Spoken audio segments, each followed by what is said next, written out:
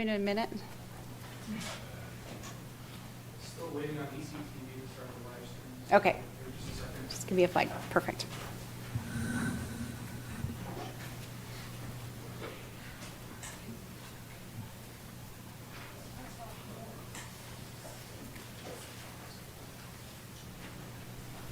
All right. Well, good evening, everyone. My name is Heidi Barron-Sternaway. I'm the city manager here for the city of Ellensburg. It's so nice to see so many people in the room tonight. This is one of the things I really enjoy, and that's helping people learn about local government. Our presentation tonight is really going to be tailored toward folks who are considering running for a council seat. And I think this is the first time we've actually done something like this. We started doing civic education programs called Ellensburg Academy, where we talk about different elements of local government. This will be fairly similar to our City 101, but we have some information tailored to really being a council member and serving in that role specifically. I will not do all of the presentation tonight. We have a number of guests. Our senior staff will be here tonight. They're going to introduce themselves, talk about what they do in the city. Cities are really complex organizations, and we do a lot of different things that people don't necessarily think about. One of the reasons I think it's important to do things like this is I've worked with a number of city council members over the years, and one of the common statements they make is, I had no idea this was the type of thing I had to make decisions on. And so the more we can help people understand how the city works and how the city functions and really the roles and responsibilities of serving in local government, I think it's doing our community a service. And so I appreciate our senior staff spending a lovely evening with us here tonight. We also have our county auditor who's going to talk a little bit about elections, Brian Elliott in the back. And so he'll share at the end. So a couple things about how we're going to do this tonight. We have a slide deck, and I apologize, it has 50 slides in it. We did make copies for you. We will post these online as well, but there's a handout in the back if you didn't grab one that offers an opportunity for you to take a copy of that, and there's some notes if you want to take notes on that as well. We're going to do sort of a structured question and answer at the very end, and so as we're moving through this, if you have questions that you would like to ask, we ask that you write those down on cards. And so on the back table there are index cards. There are also a number of pens. Take one of those cards and write that down, and we have a couple of staff members who will grab those cards toward the end of the presentations, and we'll sort those out and give those to the staff to answer those as well. So we want to try to provide as much information to you as we can. Again, we're here to help you understand city government tonight. And so I will get us started, and my section will probably take the longest, but I'm going to try to make it interesting if I can, so you'll get a better understanding. So I like to start out with a few numbers about the city. So our population right now is floating just under 21,000, and over 2020, what we saw was sort of a drop in student enrollment at the university, and so as our community continued to grow, we saw those university numbers adjusting. And so we've hung out right around the 21,000 population for a number of years now. And so we do expect that to continue to grow over time. Our annual budget, we do a biennial budget, but an annual budget that covers all of our services, it is about $126 million. And so as a council member, you're making decisions on city policies that guide this and approve the spending of all of those. When we talk about people are our most important asset in the city, about 70% of the dollars that we spend, especially on our general government functions, are spent on people, on salaries and benefits for the people who do the work. And that's why I thought it was really important tonight, as you're talking about city functions, you meet some of the people who are responsible for organizing and directing some of the work that we do. Total employees, that considers all part-time and full-time employees, we're in about 270 employees. that do the work, oftentimes silently, day in and day out in this community. We own and operate about 10 public facilities. We have about 150 acres of parks and open space that we operate. 6 utilities, and we'll talk a little bit more about those utilities. About 11,000 customers for our utilities, and so you think if we send out utility bills, we do about 11,000 every single month. That's a big number, and about 90, a little over 90 miles of streets, and that continues to grow over time. So the structure of city government, if you think about our federalist system, so we have essentially the same separation of powers doctrine at the local level as we do at the federal and state level. So you've got your executive, you've got your legislative, and you've got your judicial branch. The city council is essentially the city's legislative branch. Cities are a subdivision of the state. We can only do what's authorized by the state. We only have those powers and authorities, or those that aren't specifically mentioned somewhere else. And so the city of Ellensburg is organized under a council manager form of government. And so it's RCW, the Revised Code of Washington 35A13. And so if you're looking for more about cities and more about city structure, our city is governed under that RCW. And we are a code city, so that means we have our own city code, so we have our own local laws. And when council passes an ordinance, we codify and we change our local laws. So we have 7 elected council members, and those members these are at-large positions. That means there are no districts. These are nonpartisan positions, so there's no opportunity to declare a party in the tickets. Each of the council members serves 4-year terms, and these are 4-year staggered. Elections take place in odd years. And then the mayor and mayor pro tem are elected from amongst the council members. And so the mayor and mayor pro tem serve more of a ceremonial role. For the city council, they are members of council, so they also have a vote. And alternatively, if you look at, for instance, the city of Kittitas or city of Roslyn or Cle Elum, they have strong mayor forms of government. And so the mayor actually serves a different role, serves as the chief executive, and the council is a legislative authority. And so the council actually adopts its own rules of order and rules and procedures. We have a copy of that on the city council page of the website, and those are really the rules by which they have agreed to, the order of agenda and how they interact with one another, and how boards and commissions are structured and things like that. And so they set their own rules, and they actually adopt that through resolution. And the council's role as a legislative role, they adopt policies. I tell council members that 2 most important things that you do in your job is adopt the city budget and adopt the comprehensive plan. Those are the 2 major guiding city documents for any city. And in addition to defining the powers and the functions. And this structure, again, is set up within the RCW, but it's also reinforced in our city code. So if you think about the legislative as our city council, the council actually hires 1 employee, and that would be me. The council hires 1 employee to run the day-to-day functions of the city. I would serve as the chief administrative officer, so the city manager is essentially the executive, sort of in the separation of powers. And it's my job to make sure that we are doing the work that council has directed. And so I have, again, we have 10 specific departments in addition to the city manager's office under our structure, and you're going to learn from a lot of those folks tonight, in addition to our communications and economic development, which are under the city manager's office. So, and again, the role of the city manager is actually set out in state law in the RCW, and it's also reinforced, and specific duties are delegated to me in that structure in our city code as well. All right. So the judicial branch, essentially, we work in order to enforce and also hold folks accountable. Kittitas County Superior Court takes on all of our felonies and more serious and sort of state offenses.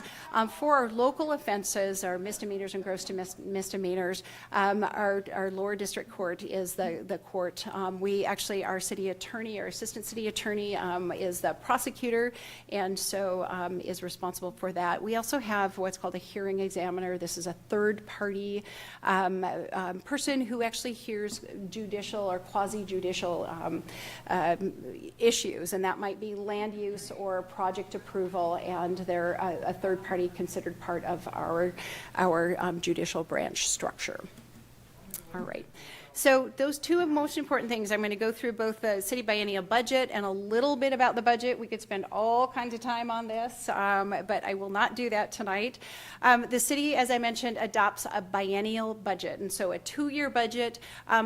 Public accounting, and our finance director is in back, and she will confirm this. Public accounting is very complex, comes with all kinds of rules and regulations. We have dollars that have very specific uses, and so I always talk about the budget has 56 different buckets, and some of those buckets have some of the other buckets tucked into them, and some of them have rules about, some are tax supported, some are user fee supported, and they have different rules about what uses, what revenues can be used for them, what those revenues can be used for.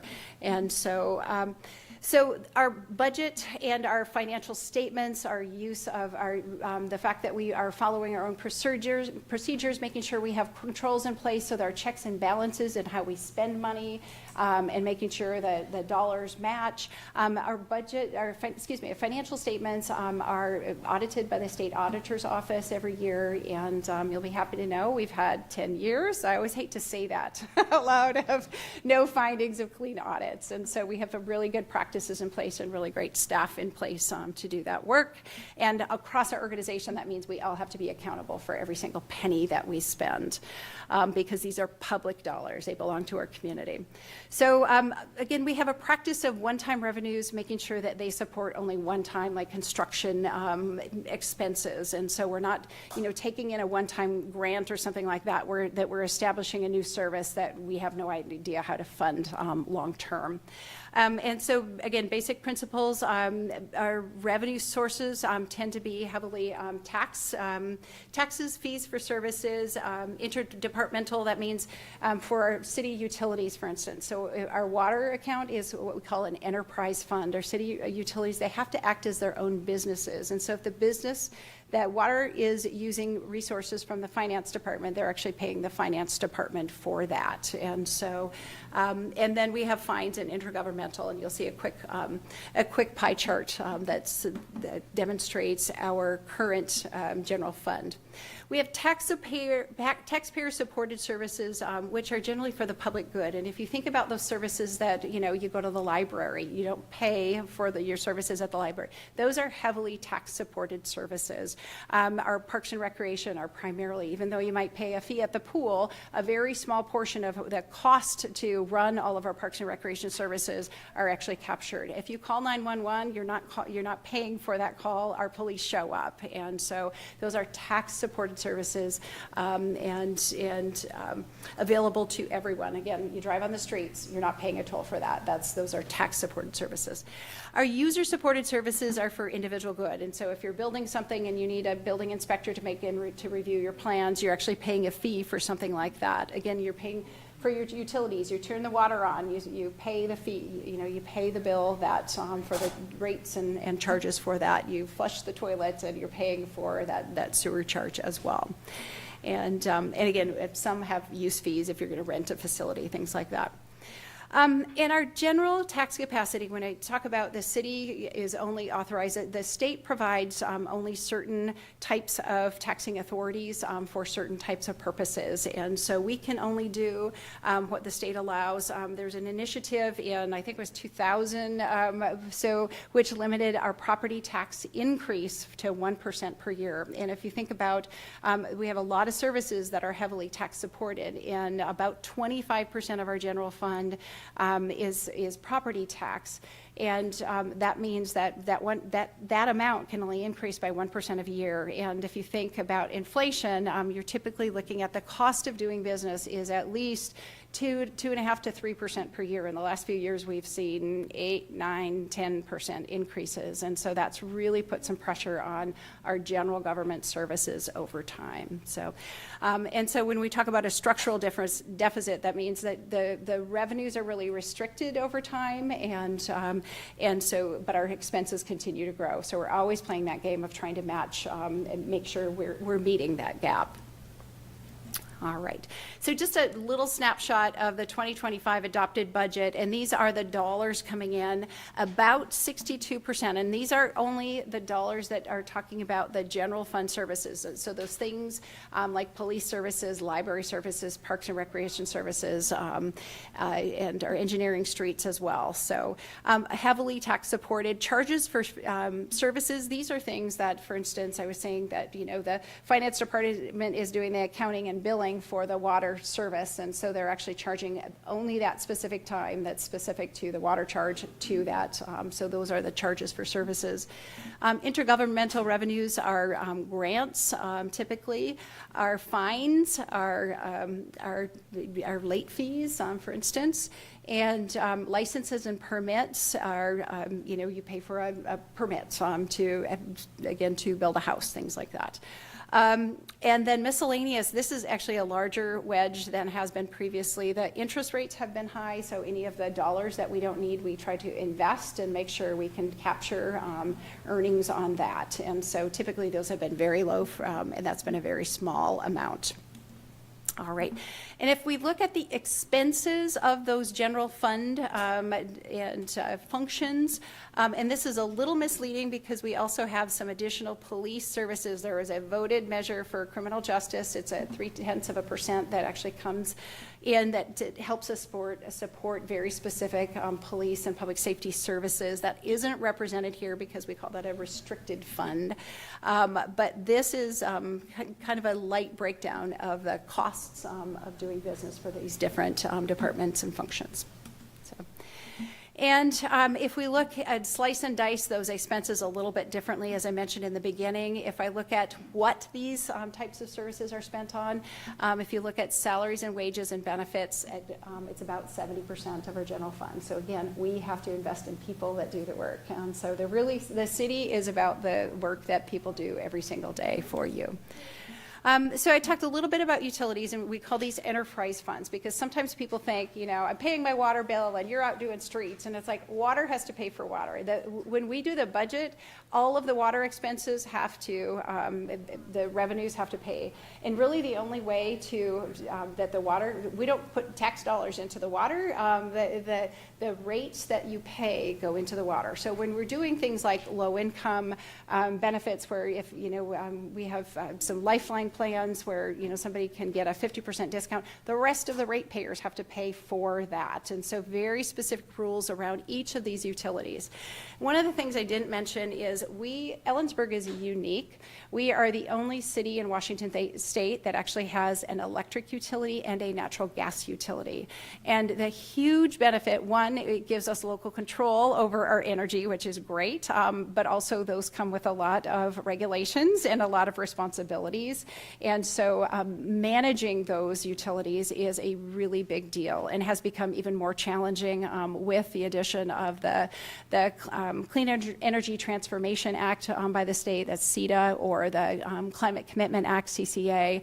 And so those are really challenging, but again, the advantage of those is it really helps to support all of those central services because those help pay for our finance department and our legal and making sure that we're spreading those costs over more utilities. And so, and again, in addition to having local control, those are fantastic. So. And so just this is, and I understand our natural gas number is a little bit low here, and this was an early estimate of the size of the utilities. And just wanted to show you natural gas and electric tend to be our highest. This is sort of costs, the expenditures in the budget for a year. So our electric utility is quite large, natural gas, and then water, wastewater, and stormwater. And for folks that don't understand, some people don't know what stormwater funds. Stormwater is really about clean water, and the city has to comply, and I think Ryan's going to talk about this a little bit later. And if you think about the city has to comply with federal and state rules, and then NPDES, the National Pollution Elimination and Discharge. It's a permit that comes from the EPA, making sure that when people are driving down the street, there are bits of the streets are dirty essentially, and when the stormwater washes off, that water gets into our creeks and rivers and things like that. And so we have to sort of over time make sure we're creating buffers to make sure that we're trying to keep the water clean. And so the street sweeper that you see is out doing street sweeping. That's funded through stormwater. So again, all our utilities have to be very much connected to the work that they do and the dollars that they choose. And so you've actually had a stormwater charge on our utility bill since 2008. Yeah, I was going to say 8.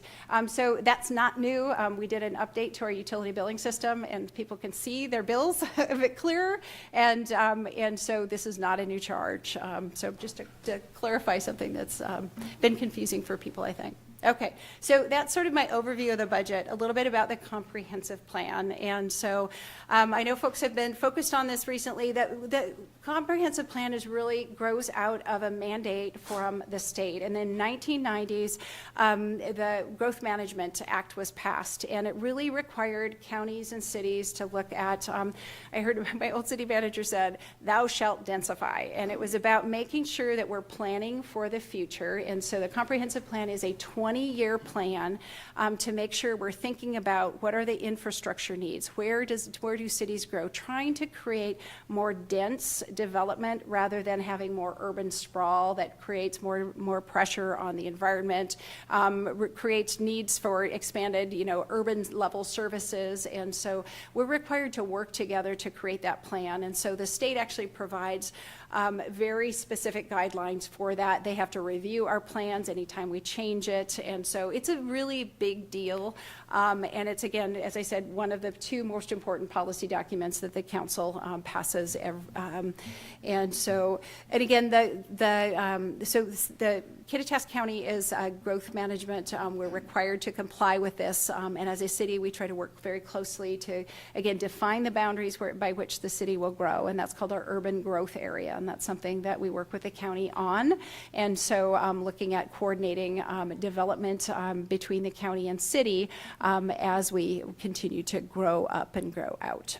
So there are elements, and again, there's a whole lot of resources online to understand the comprehensive plan. There are required elements and there are optional elements in the plan. Cities have all kinds of different optional elements that they've added over the years. And so, and it's required to update this plan. It used to be every 8 years, and after this cycle, the state changed the rules. It'll be every 10 years. And the comprehensive plan is intended to be sort of slow moving, and it's intended to have a tremendous amount of public input. And so the city this year is just embarking on what we call the periodic update. So it's really our 8 to 10 year update. And so we are in the process of getting a consultant on board to do some really broad public outreach about what sort of goals and what is the vision for the city, and trying to reach into every kind of corner of the community to get some feedback on that. If you were around for the 2017 update, we did community heart and soul, and we had people out in the community talking to folks about, in baseball fields and farmers market and things like that, to get some community input. And again, the goal, and Dan will probably talk a little bit about this too when he talks about his department, but the goal is to make sure we're reflecting the long-term needs of the community. Okay, so the council, and I didn't focus on this when I showed you the organizational chart. So we have the city council. One of the things that I always try to remind people is we all work for the community. As local government, we are public servants and we all work for the community. So as in my org chart on page 1 or 2 here, and it starts with the people in our community. The city council elects, again, 7 representatives, and then we have advisory boards and commissions. Our advisory boards and commissions are really advisory to council. Some have very specific requirements under state law, like the Civil Service Commission and our LEF board, Law Enforcement and Firefighters. It's a retirement board. But primarily our boards and commissions are intended to be sort of advisory boards to the council. And so each of these is set up in our city code and talks a little bit about what their roles and responsibility and the memberships of that board. And so, and some of these change over time. And so we're looking at right now the role of the Environmental Commission. We're also looking at, we've been doing this for a while, the Utility Advisory Committee, and also the Public Transit Advisory Committee. And you'll hear more about that as we move as council continues discussions. And then partnerships with others. One of the things that we tried out to do is we don't live in a vacuum. And so making sure that we're working really closely with partners on all of the things that affect our community, because cities don't do everything and we're not responsible for everything, but we can be really good partners and make sure we're having conversations with the right people getting folks to the table. So we've been working really hard to work with Kittitas County in the last few years. We've done a number of things. We actually have an agreement about how we do development together in the urban growth area, and working with park impact and traffic impact fees, things like that. We've embarked on some economic development initiatives and a number of actions over time. Central Washington University, obviously it's a state agency, but also has our number 1 employer in the community, and so making sure that we're coordinating our efforts with them as we're doing construction. They've been a new player in the economic development realm as well.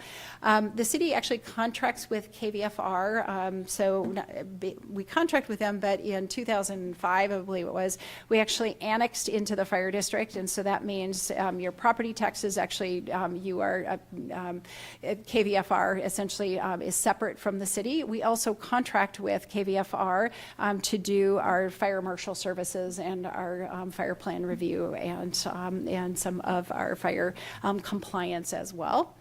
And we're part of the Kittitas County AMS system as well. The Conference of Governments is actually a planning, like a regional planning agency that really has served as sort of the advisory to the county commissioners for funding.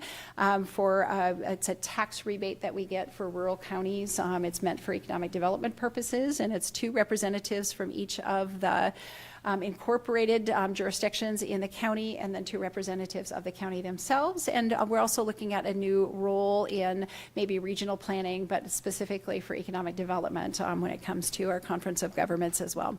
Downtown Association is a really important partner. We actually have a contract with them for services. They do economic development, and they do a number of programs in our downtown to make sure we have a vibrant downtown that's really engaged and connected to the work of the city as well. And lots of partners in economic development. This is something that we're working really hard to think about how we grow together. And so we know that this community is growing, and Kittitas County is one of the fastest growing counties in Washington State. And so making sure that we're planning, and Kelly will talk a little bit later about some of the goals that we're working around to make sure we're trying to manage and keep a balanced growth, but primarily working together on those issues. Ellensburg School District goes without saying, and so again, really important that we have access to the great education programs for our community. And let's see here, I'm not sure how many, so KitCom is another great partner. This is really our 911 dispatch. So they dispatch for all of our emergencies. They also take some of our after hours dispatch for our light and gas and water, things like that. And Hope Source has been a contract provider for our transit system, and we also have some other specialized services. They also help out with some of our low-income programs for our utilities.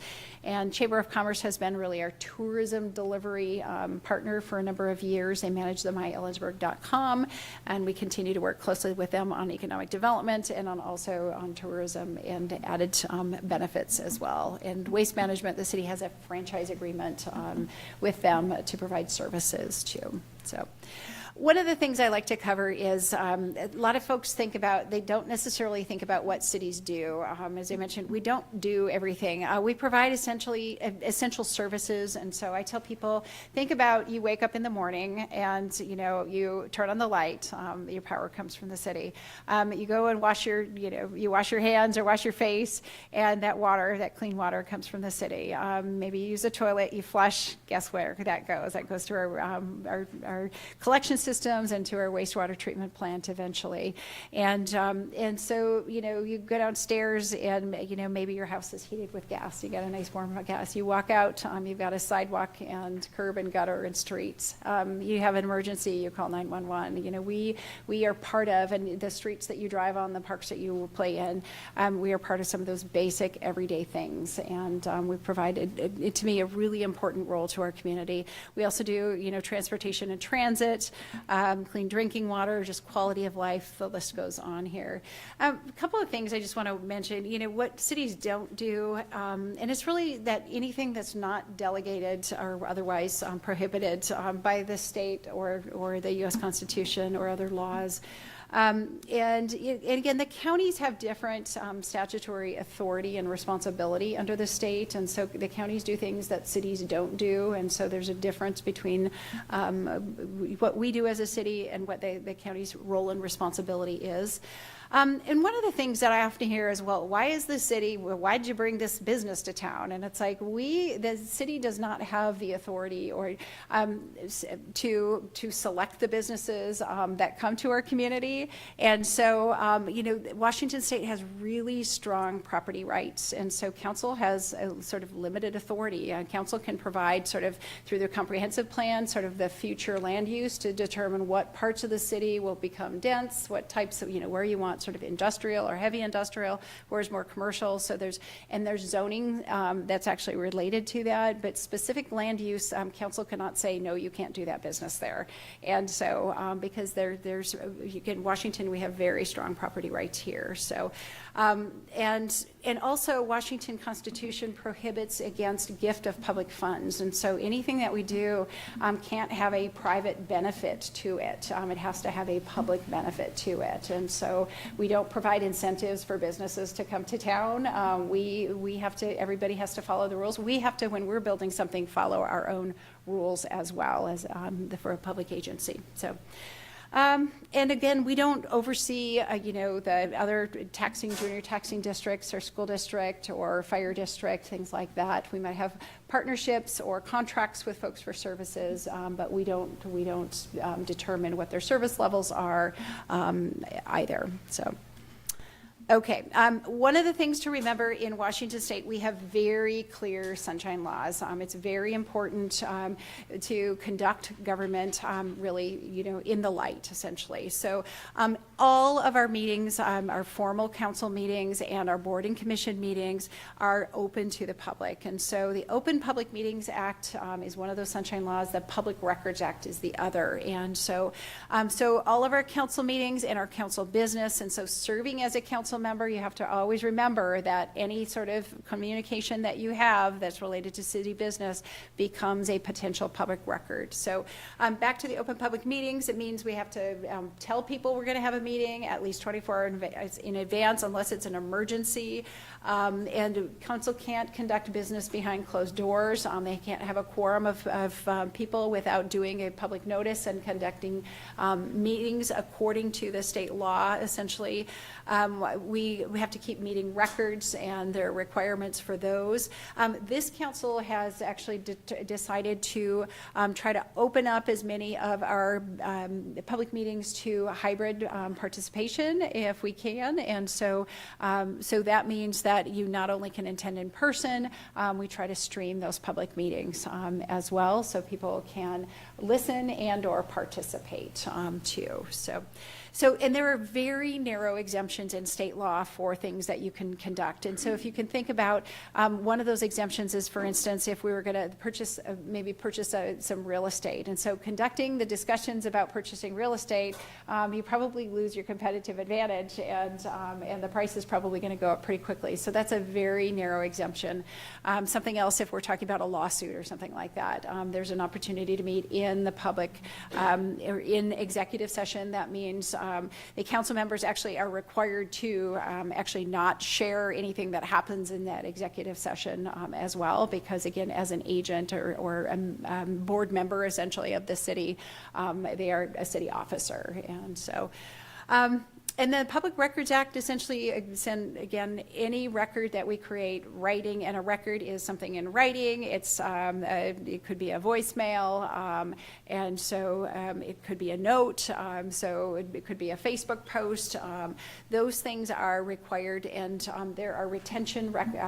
The state provides a schedule of retention, and so things like some things have a one-year retention schedule, like our public meetings, our records actually have a forever schedule, and that has to, at a certain point, they go to the state archives as well. So lots of rules around that. And then we also have rules with the Public Records Act that we provide those when we get a public disclosure request, provide those in a timely manner, and there are some timelines set to the response times in state law as well. So. Okay, city councils generally take two primary actions, but I'll talk about proclamations here. Ordinances and resolutions. So ordinances are generally something that changes local law. This council has a rule in their own set of rules and procedures that they actually read ordinances twice. So it gives an opportunity for public comment 2 times, and again, ordinances are usually you're changing your local laws, and so they've given that two, they call it a first reading and a second reading. So when you see in the council agenda, first reading of ordinance, that's what that means. And so that means if it passes, it moves to the second reading at the next meeting. And there are times when we're doing things like annexations that you actually have to wait 30 days between the first and the second as well. So resolutions are really the official way of council taking a position on something or expressing a decision. And so, for instance, we have city policies, and typically we'll have those city policies that we adopt by resolution. So those are resolutions are kept also in our official records, and so it's easier to find those city policies that we've adopted through those resolutions. It's not changing the local law, the city code, but it's adopting something that's sort of less than the city code. And then proclamations are really at the will of the mayor, and so proclamations are something that isn't limited, and it's not a full city sort of position. It is just a statement of the mayor, and we've talked about city code as well. So a few things about being a council member. First, the qualifications, and so there's a few more in the state law essentially, but primarily you have to be a city resident, and there is actually a residency requirement for at least a year, and that is generally measured from the date of the election. So it'd be from this year. Again, our formal election is in November. A general election is in November, and so there's some decisions on that, but it has to be 1 year registered to vote, U.S. citizen. There's some restrictions about felonies, and then 18 years of age or older. One of the things that I was asked from a former council member, and they said, please make sure, and a current council member, make sure you tell people how much time it takes. It's not just going to a meeting twice a month. And again, we hold our meetings. The formal meetings are the first and the third Tuesday of every month at 7 p.m. The first meeting of the month, we generally have a study session that starts at 6 p.m. Our regular meetings start at 7 p.m. So those are the regular meetings.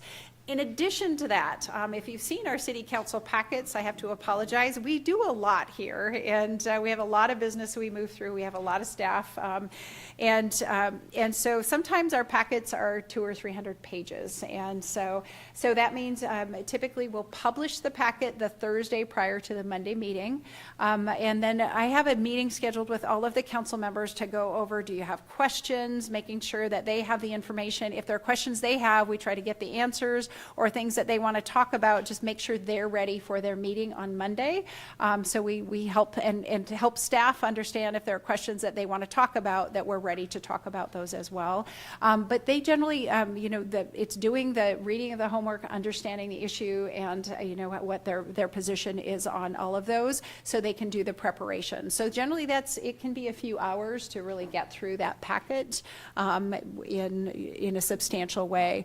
And we talked a little bit about study sessions. Study sessions are different than public meetings. According to our current council rules, study sessions are really an opportunity for council to just discuss more openly. They don't take formal actions. They might provide guidance on an issue that we might bring back to them for formal action in a meeting. But study sessions are really an opportunity for them to discuss and learn about. And so typically we do not take public comment during study sessions, only during council meetings. And board and commission meetings. So the time commitment, if we think about council also at the beginning of each year, they look at all of the board and commission meetings. We also have regional meetings, for instance, the developmental disabilities, the countywide meeting. And so the council actually basically they divvy out all of the roles and responsibilities. So you're not just, there are liaisons that might attend the Parks and Recreation Committee or commission meeting. We might have a planning commission liaison. And so you typically will have other meetings throughout at least 2 per month, oftentimes more than that. And they might be during the day, they might be in the evening, depending on the board and commission you are representing. And so, so that can be a fair amount of time of disruption, again, afternoons, days. Sometimes council choose their assignments based on the schedule of those board and commission meetings, and they're generally pretty consistent. You talked a little bit about meeting agendas. Just a reminder, this is a primarily volunteer position, and so the pay for a council member is $500 a month, and it's a lot more work than that. The mayor is $1,000 a month, and let me just say, it's a lot of responsibility. Even though it's a ceremonial role, they have a lot more that they're involved with. So, so email and communication, Public Records Act, everything that we do, we actually provide a computer for our council members so they can conduct all their city business through the city email process. And so we're actually capturing and recording, and if we get a public records request, we're working with them to do that, but we've got all of the technology. And then also we provide all the packets electronically, so they essentially have a tablet that they can look at their packet. We'll print them as well, because a lot of us still like paper. And again, we have city hall meeting rooms. None of them can be used for any campaigns or anything like that. But if we have folks who want to meet with constituents, groups, we can set those up here. And again, we have not very many meeting rooms anymore. We have not a whole lot of space left at City Hall. And so, but we definitely make accommodations as we can here. I always do an orientation and onboarding. It probably looks a lot like what we're talking about tonight, making sure people are all set up once new council members come on board, making sure that they know, and we go through and have them do a ride along and a tour of all our public facilities, because just first firsthand information is really important to understand the decisions, the issues, and the places and the people that you make decisions about as a council member. And we do provide errors and omissions insurance. It is really important. One of the things that as an officer of the city, council has to be very cautious about what they call ex parte communications. And so sometimes council's role is to make a decision in a public hearing about a specific project, and making sure that council hasn't intervened or had outside communications about specific projects that they might have to make a decision on. And it's really important to sort of keep very clean in their legislative role. And sometimes in those projects, they're serving as a quasi-judicial role. And so thinking about making sure that they have an objective perspective to share. So, okay, and one of the things I tell council is, council has one employee, and that's me, and so I love my job, and I tell them I can do a really good job if you give me really clear information. So we do a retreat at the beginning of every process when we start our biennial budget process. We do a retreat early in the year. We'll do that early in 2026 because we're already going to start building our next biennial budget through 2026. That frightens me a little bit, and because it seems like we just finished. And then what we ask is for council to really select what we call a strategic vision, and where is it that we want to go, and to agree on a common set of how we want to focus the resources that we have, and what are the big issues, and making sure that they're creating. And what we do is we build our budget capacity around some of those, and we report those out. And so if you have gotten, if you live in the city, you will have gotten a mailed newsletter, and we try to report out on these strategic as well, strategic initiatives. Okay, so now it's time for me to stop talking, and I will, yes? I was just going to ask for one point of clarification. The city council meetings are the first and third Mondays of the month? Yes, yes. Did I say that wrong? You might have said Tuesday. Oh, I'm sorry. Yes, thank you. Very good. Yes, let me clarify. The city council meetings are the first and third Monday of every month. So, thank you. All right, this is why we have staff, right? This is why we have teams. So, and we have a really great team here, and I am very, very, very pleased with my team. And again, this is just part of our team. We have a lot of folks who work for us. We do really, really good work. And so tonight, I'm going to introduce most of folks to our department directors, and they're going to talk a little bit about their function. So it'll give you a little bit broader perspective about things that the city does. And we're going to try to stick to like 3 to 5 minutes each. And so this is just an overview, but this isn't the order that we're going to go in. So I'm going to have Nicole Klaus, and if you want to introduce the next person after you finish your piece, that would be great. Excellent.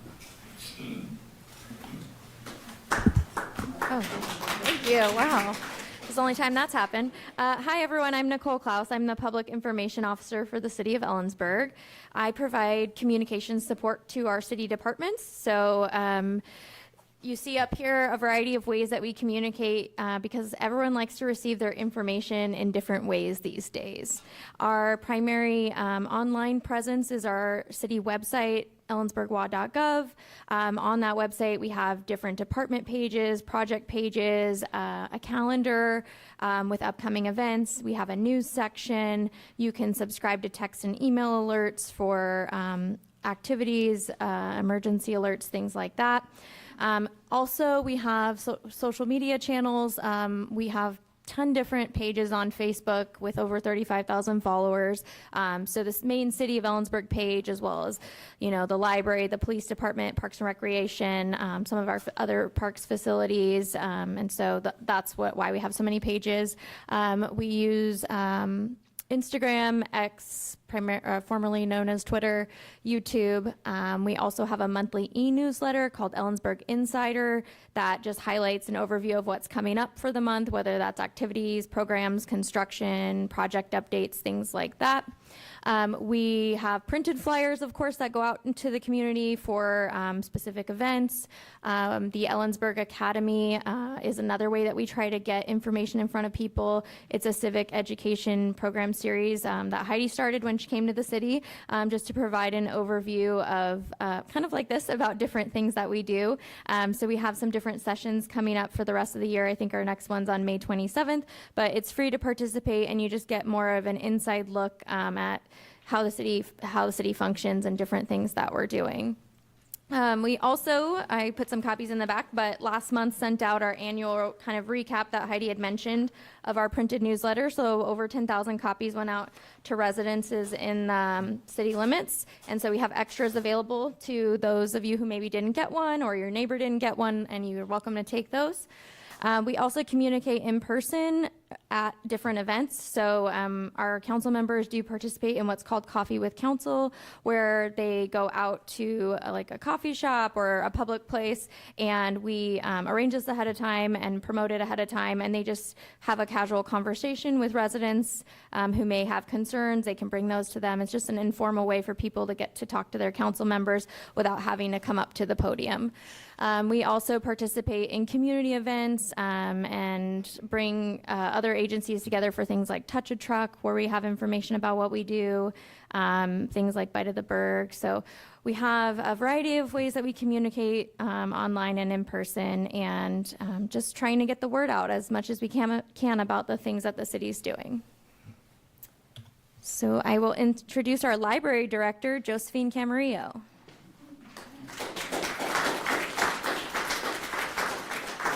Hello, good evening, everyone. My name is Josephine Camarillo. I am the director for the Ellensburg Public Library.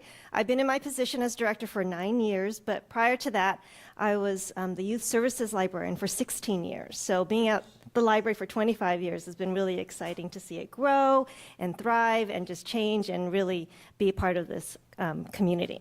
So basically our mission for the library is to provide a safe and welcoming place for our patrons to learn and to read and just to be a part of a community. So I like to think of us as the library as the living room of the community. So what's in our living room? Well, we got lots of stuff. So one thing that we definitely have is our physical items, and those are books, primarily books, and we have lots and lots of books. However, we also have other things, physical items that people are able to check out. We have music CDs, we have DVDs, we have laptops, hotspots, we have puzzles and Discover passes that you could borrow for a while, and museum passes that people have donated to the library so families can use them in the community.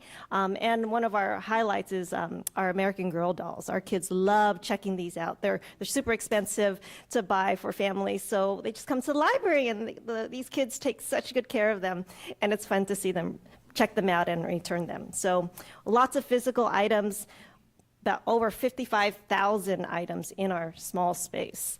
But also what we do have is downloadable items, and those are ebooks and e-audiobooks that you can just download to your electronic device and just listen to it anywhere. And so it's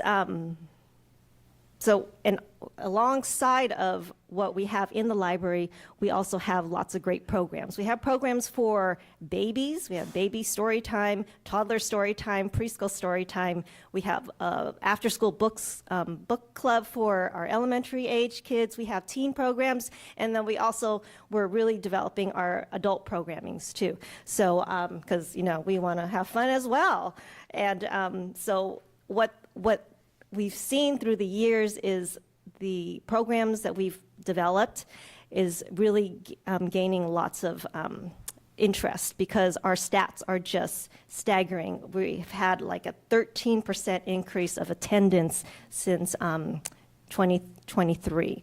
So it's been really exciting to see people come into the library and use this for a variety of reasons, whether they're checking out a book, checking out a doll, or just attending a fun program. Other things that we have at the library, we have a lot of great databases that a lot of people don't know about. We have a movie streaming service. I don't know if you know Canopy, but it's kind of like Netflix, but you don't have to pay for it. So lots of great stuff there. We also have a Learning Express database where people can practice exams. It could be a civil exam, it could be the GRE, it can be the SAT, but they have an opportunity to practice it for free. We have LinkedIn Learning where people can get certifications. We have a seed library as well. I don't know if you've seen it, but it's fairly new. It's about 3 years old, but people donate seeds to us. We get seeds from people to add into that, and what it does is people, whether you're a novice gardener or a professional one, you can come in and just take some seeds for your own personal use. So another way just to help provide a nice little service to the community. So yeah, it's really a fun and exciting thing to be at the library for 25 years. But next door to the library is our Hal Holmes Center, and that's our community center, which is it's an event center, a multi-purpose conference place. It could be a big auditorium, or it could be split into 3 rooms. It's super busy, and these are our stats from last year, and primarily it's used for a lot of meetings, whether it's local meetings or across the state. We're really central in Washington, so a lot of agencies come here to Ellensburg to have their meetings. We have plays there, we have music performances, and that's where we primarily do our bigger programs for the library. So it's a great facility to use. It's really handy. It's right next door. And we also use it as a cooling and warming center for the community. Sometimes when the pass is closed in the wintertime, we have families that have excited children that just want to run around and be kind of noisy. They can go in the homes and watch a movie and just kind of relax and kind of have a warm place to be and to wait out till the pass opens up. So it's a great facility, and that's also under my purview, but it's a great asset to the community, the library and Hal Holmes Center. Thank you. Oh yes, who's next? IT, Jim Gobin. Good evening. I'm Jim Gabin. I'm the IT director.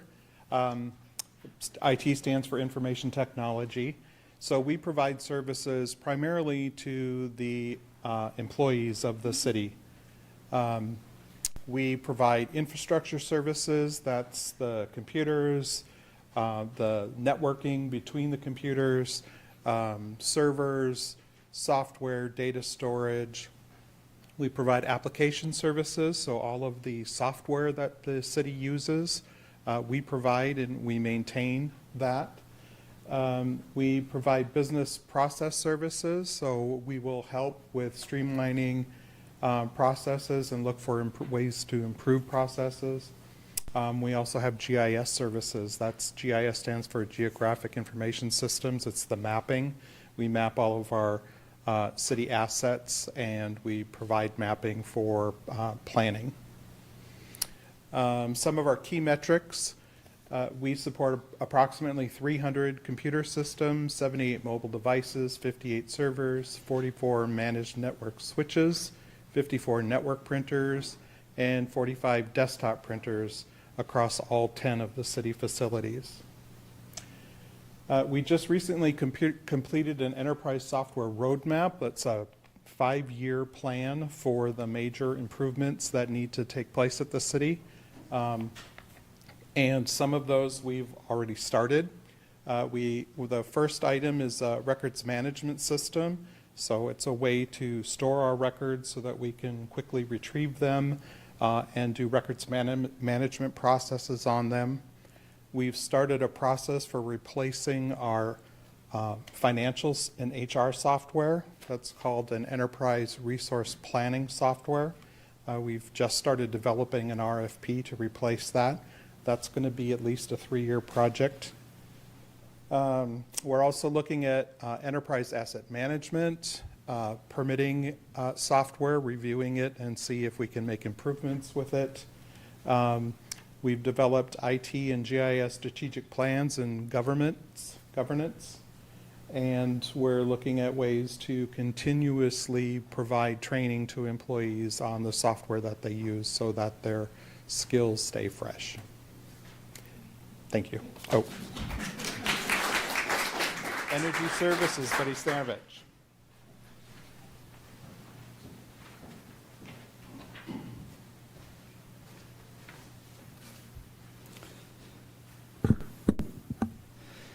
Hello, everyone. Buddy Stanovich, Energy Services Director. I've been in this role for 29 and a half days, so.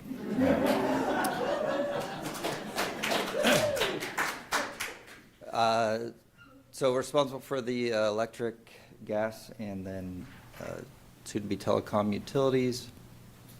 So we deliver the electricity inside the city limits, and the gas, we're the power provider there. The electric utility has been around since 1890.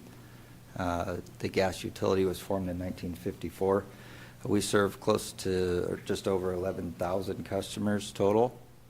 We do that with an exceptional team of line crew, gas technicians. We've got folks that specialize in metering. And then we've got engineering folks in-house, analysts, and that are dealing with rates and energy efficiency, sustainability measures. And then we do bring on consultants and contractors to provide that expertise where we can. The electric utility is a 100% full requirements Bonneville customer. It means we buy all of our power from the Bonneville Power Administration. Our peak demand is 49 megawatts. Average is 26 megawatts a year, so pretty small electric utility. Our gas utility buys 800,000 MCF a year of natural gas, and we deliver that to close to 5,000 gas customers. So the core functions here, obviously we operate 24/7. We have crews ready to respond if we have outages, and during the day we focus on metering issues, rates, regulatory services, or reporting. We have a ton of reporting. Heidi mentioned that earlier. But just maintaining the reliability and the safety that comes along with these utilities. But our main goal is to just meet our customers' demand. So we respond to that and try to project that load growth and meet that when it shows up. Both of these utilities have been hit pretty hard with the equipment that we use is in high demand. It's expensive. It's hard to get. So it's a lot of long-term planning, bidding, and hopefully getting that equipment in stock when we need it. We have very, well, like I said, expensive but very large projects that need to be planned out and built over time. As you can see, we've got capital improvement plans that are averaging about $5 million a year over the next foreseeable future. So there's a lot going on. We're responding to different regulations that are coming down, mostly from the state, in the terms of the Clean Energy Transformation Act. That affects the electric utility mostly, and then the Climate Commitment Act that mostly affects the gas utility. And really just trying to do that the most reliable and efficient way we can at the lowest possible cost. So just some of the things that we're working on is making sure that these utilities are the most resilient that they can be, upgrading the necessary equipment, trying to provide more feedback to our customers, more live information as requested, and Just trying to maintain those assets and get the most life out of them as possible. And also meet the state goals and requirements that are put on us. There's been a huge push towards electrification. We estimate that we'll just shy of double our electric load in about 6 years, and if everything comes to fruition, we would triple it in 20 years. So there's a lot going on, and also doing that under those requirements that are put on us. So we've been pretty busy. And then, again, just trying to do that with the lowest rates possible is a challenge, but it's the right thing to do. So with that, I am done. And Jerica.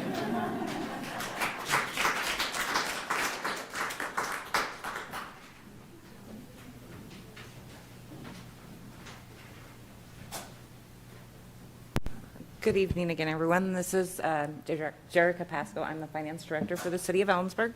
I have been director now for just over 10 years, but with the finance department for close to 25 years. So, Heidi and everybody talked a lot about what we do earlier. Everything that everybody else does seems to cross our department multiple times, whether it be budgeting it in the beginning, collecting the revenue for it, spending the money, and then reporting it to the state.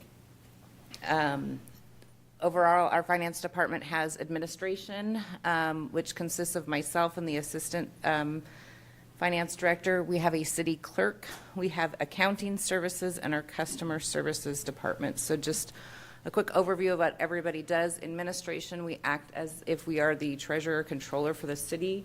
We are in charge of the budgeting, all of the financial reporting, grant reporting, state reporting. We have audits following those different reportings with every entity of the state that you can think of, Department of Revenue, State Auditor's Office, list goes on and on.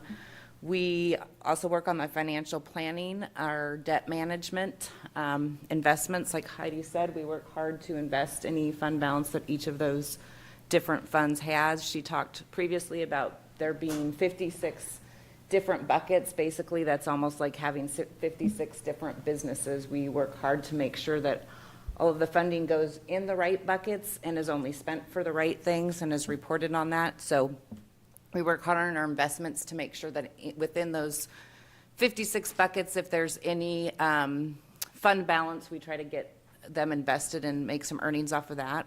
We work on policies and procedures. We're also in charge of the non-departmental funds, so a lot of our funds don't necessarily have a department head or aren't part of a department because they may be a special revenue fund or fund that general counsel uses. So we try to manage those, all the financial internal controls, and we also do financial statements, payroll, payables, and receivables for KitCom.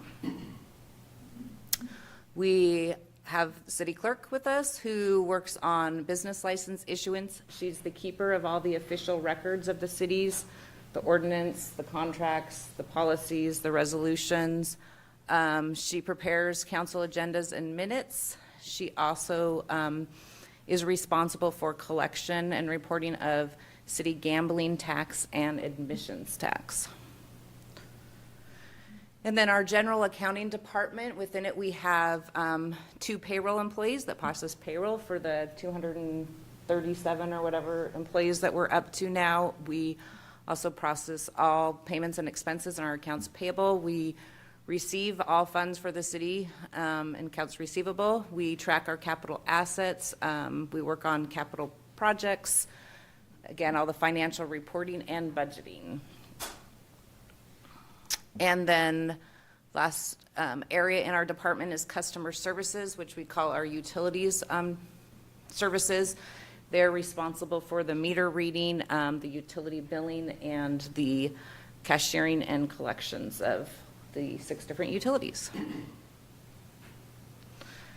So trends and top challenges affecting our department. So having been here almost 25 years, I can say that it seems like the biggest challenge for my department and most departments is the workload, the increasing workloads due to the growing number of customers, employees, funding sources, developments, everything. Our workload has seemed to grow a lot faster than staffing and stuff has. I've noticed especially since COVID, and there was a lot of federal funding and stuff that came out during COVID, which created a lot of projects, but that again was one-time funding. So you can't staff people with that you're gonna have to lay off later, or you don't have funding for the continuous operations. So that meant a lot of extra work on the staff that we do have. Plus, it seemed like with COVID and the day and age, and a lot of people were able to work remote and are working more remote, it's hard to get employees that stay, that are here long enough to stay to work up, because they can pretty much work anywhere. So that seems to be one of our largest challenges the last few years. One of our continuous goals is we're trying to continue to increase transparency. In doing that, we have continued to increase our electronic documentation, which we do regularly, trying to convert all of our paper into digital, which makes it easier for us to post on our intranet and on our Facebook and on our website and other places like that. We also went through the implementation of a utility billing system in 2023, I guess is when we went live in December of 2023. We will be continuing to work on that. That was a huge undertaking, I think a lot bigger than most people realize. Having 6 different utilities, it's not easy to find a utility billing system that can handle 6 utilities. In fact, we went out for an RFQ, and I believe we got maybe 6 responses, and when it came down to it, there was really only 2 that actually said they could do what could handle all 6 of our utilities, and we chose the one that seemed to be able to handle most of it, knowing that they really would take a lot of work. It wouldn't be as easy as what they thought. We were a lot more complicated than what any of the vendors and stuff out there realized. So that was a couple-year project. We're still working out the bugs. I feel like it's finally getting going, but we're just in time now to work on a selection and implementation process of a new financial system that Jim spoke about earlier, what we call an ERP. That will be at least a 2 to 3 year project just for selection and implementation, if not longer. When we say the financial system, that means our payroll, our payables, our receivables, our financial statements, our general ledger, everything that affects the city, and it all kind of works and ties together. So that's going to be a big undertaking. And then, of course, we're going to try to work on continuing to write, revise, and educate policies and procedures regarding city procurement, investments, travel, grants, and contract management, just to name a few. So the state has put in place, basically, we need to have a policy and procedure for just about everything that we do. And so in the finance department, we're continuously, when we have any time, looking at every little thing and making sure that there's written, documented policies and procedures and updating them for them. So that's another big project of ours. I think that's about it. So I will go ahead and pass it on to Ryan, our Public Works Director.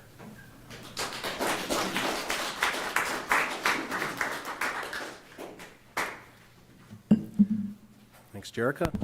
I'm Ryan Liskey. I'm your Public Works Director. I came here in 1997. I was an engineering aide when I got hired. Had a whole lot more hair than I do now. I kind of say that and just to say that it's been an incredible place to work. We have great staff, and it's been a great place to stay and work and watch a lot of things happen in all of those years. So me, I'm in charge of, I was just counting when Jerica called me, 10 budgets, but I'll just kind of highlight the bigger stuff that you notice out in what I do for a living. So in terms of transportation, we have 91 miles of streets and 113 miles of sidewalks, 28 traffic signals. When I came here, we had 10 traffic signals. We have 28 now. One note there, they're all interconnected. They're connected by fiber optics, which is pretty neat. I was told in like 2005 or so when we connected the signals we had then that we were the first fiber optically connected city west of the Mississippi. I don't know if that's true, but I was told that was likely true. So that was kind of cool. 6 miles of bike lanes and 3 miles of shared use pathway. And so transportation, you'll notice things like Water Street, I was part of building that clear back around 2000 when that all happened, clear up to Helena. We have a project now, you'll notice, we have a lot of things tore up. We have to bring things up to current standards, but we get to spend about $3 million of grant money that's from other people. Some of it's our money, but a lot of other states and our own community, state, to fund that project. And I think that's probably half of our sales tax fund if we were to spend it. So it's a really, really neat project that we're going to get to do. You're going to get to watch happen over the summer. Central Transit, as you know, that came on in about 2016, I believe. There was a vote of the public through a TBD. And so we have owned and operated the transit system that you see happening in Ellensburg right now. It's its own department. It's got sales tax that funds that. It's also got grant funds that help fund it, as well as $75,000 a year from students at CWU. Other things with it, it's a fare-free service. We currently have 5 routes, run 7 days a week. The ridership was almost 18,000 this last year. We have other things we do, like we have a cabulance service. We started that in 2016 that helps give non-emergency transportation to folks home from like the hospital and things like that to some of the assisted living facilities. It's actually been a very good benefit for our community as a whole. And then ADA paratransit services. What did I miss? Wastewater, I think we touched on a little bit earlier. We have 85 miles of sewer mains, 3 lift stations. This is where, as you know, water runs downhill, sewage runs downhill. And so we have 3 of these. We were down to 2. We're back up to 3 now. Lift stations pump sewage up and push it through a smaller line and into another sewer system somewhere where it can gravity down to our treatment plant that is down on Berry Road, if you didn't know where it was at. Basically, the valley runs from the river up to the mountains, and it goes up at about 1.5% grade. And so that's why this treatment plant's at the south end of the city, and everything's developing kind of to the north and east of the city. That's part of what drives that. We treat on average about 3.2 million gallons per day of sewage. The plant itself was built in the early 70s, and so we have a comprehensive plan that you see on here. We're getting close to being able to finalize that plan. A lot of that's going to be driven out of that is going to be some pretty expensive capital improvement projects that'll have to take place down at the treatment plant. We used to do things for hundreds of thousands of dollars, and everything's millions, and some of the improvements down there are going to be in the tens of millions of dollars. And so you'll be hearing about a lot of that in the future. I want to touch real quick on the lift stations. I said we're up to 3 now. If you haven't noticed, there's been a lot of work on Anderson Road this last year, and then right now, and then through West Ellensburg. Part of that work, it's hard work we're doing. It's a big pipe. There's a lot of groundwater, but part of that, the main driver for that project is it's going to eliminate a lift station that is in West Ellensburg that basically services all of West Ellensburg, but also all the way out Dollar Way, up Reeser Creek Road, clear up to Bender Road. And so that'll be a huge improvement when that's done. So bear with us. It's a very difficult project, but we're starting to make some progress, and hopefully we'll be done with that soon. Water system, similarly, 114 miles of water mains, about 1,000 fire hydrants, 3,000 valves, about 6,200 customers. We have 3 pressure zones. We used to have 2. Like I said, water runs downhill. Everything we try to stabilize with pressure and the water towers, and so we have the Craigs Hill Water Tower. That's the one we've had forever. Back 2000-ish, I forget the exact date, we built another water tower up at the airport. It's a 1 million gallon water tower. That was the 2nd zone. On top of Craigs Hill, we just finished this last year. There's a 3rd pressure zone up there now because the people on top of that hill get serviced out of that water tower. And so we have another pressure zone up there of pumps that actually pressurize the water system up there. And I think that's a picture of those pumps there that are doing that.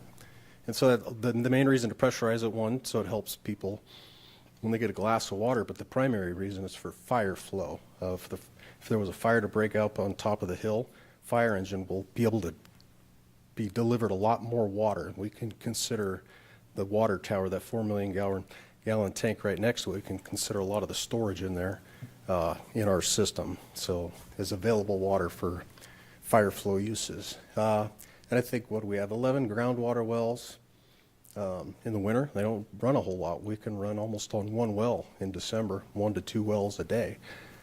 We're starting to have 2 or 3 on in the morning when I get to work, and here in another month, probably 2 months, all of them will be running. And so it's all very much driven by summer irrigation. And so I think we've pumped the last few years like 1.5 billion gallons of water. Different from what Buddy talked about earlier, his energy. He buys and sells the water department. That's kind of the neat thing.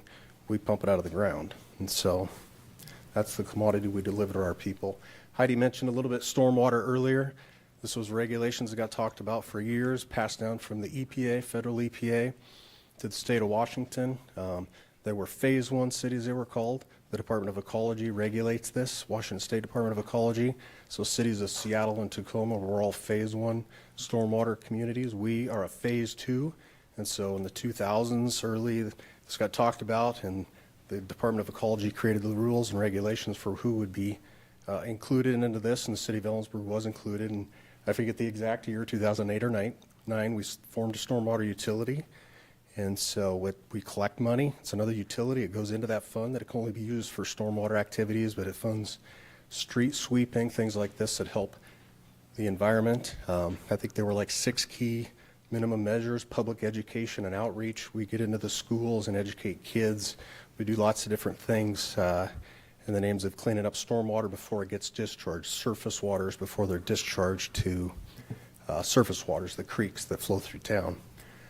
Some of the big projects we've done, a lot of folks probably remember the Gateway Project, a long time out there from like Weenass West on University Way, but it was a stormwater project. And so all the shared use pathway is pervious pavers. And so the water that hits that goes into the ground.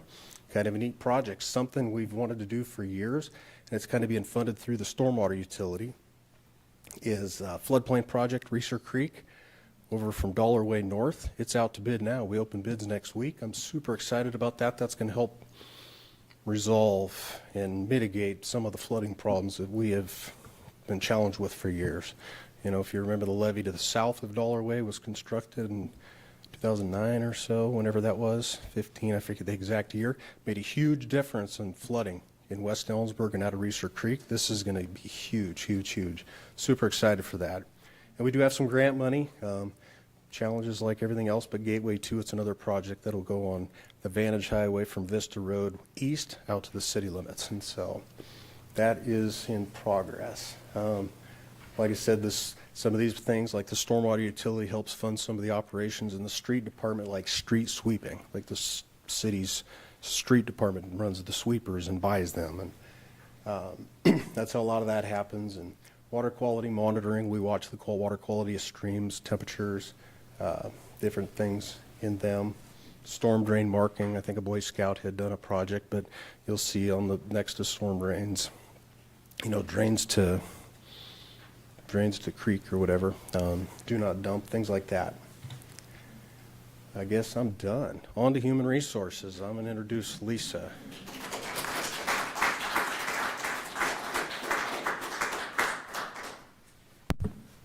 Good evening. I'm Lisa. I'm the HR director. I've been with the city for 3.5 years after spending 22 years at Kittitas County. Our department, I like to think of us as the support, hence the graphic on the screen. We are the support for our employees and our managers. We recently, I think last year, adopted a new value statement that says we serve our community with compassion, courage, and conviction. So our role is to uphold those values and ensure that we're hiring employees that can also instill those values in the work that they do for our community. So we support our city through recruitment. We never have a time where we don't have positions open. So that's very busy. That also includes civil service, which was mentioned earlier by Heidi. Those are the positions for the police department. We do position classifications, which are our job descriptions, compensation, benefits administration, performance management. We have 4 union contracts, so we oversee the labor relations on those. Policies and procedures, training, risk management. We have a lot of legal compliance to ensure that we're compliant with federal and state laws related to employment. So that's the ADA, or Americans with Disabilities Act, variety of leave management laws, the Fair Labor Standards Act, OSHA, LNI, DOT. Those are just to name a few. We also oversee our safety and workers' compensation program, employee wellness and engagement. And we do succession planning. It's one of my goals, is to be better at succession planning, as we're seeing more retirements and people moving on to other things. In general, we have 3 full-time HR employees that serve 10 departments, 216 full-time equivalents, which equals about 273 employees. Of those, 177 are full-time, 12 are part-time, and then we have 84 what we classify as other. So it could be extra part-time, people with parks and recreation, or temporary summer help, interns, things like that. But our main role, like I said, is to support our managers, our employees. We want to make sure we get good people that want to do good work for the city and serve our community, and keep them as long as we can. That's all I have. Next, I'll have Dan Carlson with our Community Development Department.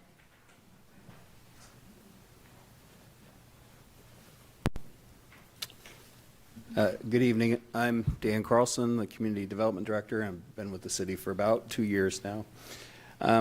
One of the functions that we do is what Heidi had discussed earlier with our comp plan, is what planning for growth, and it's what we a lot of times call long-range planning. And that includes the adoption and updates of comprehensive plans, and that update that we're taking on now is the periodic update, and that is due in June of 2026. So what we're going to be doing through that is taking a look at a certain population that we expect the city to grow by in 20 years. And so 2046, we're going to gain so many people. It's going to be looking at where are those people going to go? What's the impact going to be to the neighborhoods? How dense are they going to be? What's that impact going to be to traffic? Are we going to be able to serve that population with the water, the sewer, those kind of the utilities that you've heard about tonight? And so that's what all that planning is about, and that's about going out to the community, finding out what the community's vision is, and making that how that growth is going to happen consistent with what that vision is. And so that's one part of long-range planning. And the other part of that, or another part of that, is adopting development regulations, your zoning regulations, your subdivision regulations, critical areas ordinances, things that regulate how development happens. And that's what really implements that comprehensive plan is as projects happen, they meet those regulations, and those regulations are consistent with your comprehensive plan. So that's the long-range planning. We also have development review, or what people call current planning, and that's where if somebody wants to apply for a subdivision, a conditional use permit, a boundary line adjustment, those kind of things, they're making a submittal to our staff, and we're reviewing those submittals to make sure that they're consistent with the applicable regulations. Last year, our department reviewed performed about 131 development review applications, and including pre-apps, subdivisions, boundary line adjustments, critical area reviews. Another big function that we have is building plan review and inspection. Our building division reviews plans and does inspections to make sure that buildings are safe and that they stand. And so last year we conducted over 330, or we issued over 330 building permits and conducted over 3,500 inspections. And those are, I think, some of the bigger projects that we see. There's residential projects. There's projects at Central Washington University, like the Academic North building. We saw the remodels at the hospital and at the old Fitterers building. And now the big one that we're working on and very involved with is the Waco Distribution Center. The housing in 2021, the city adopted a housing action plan.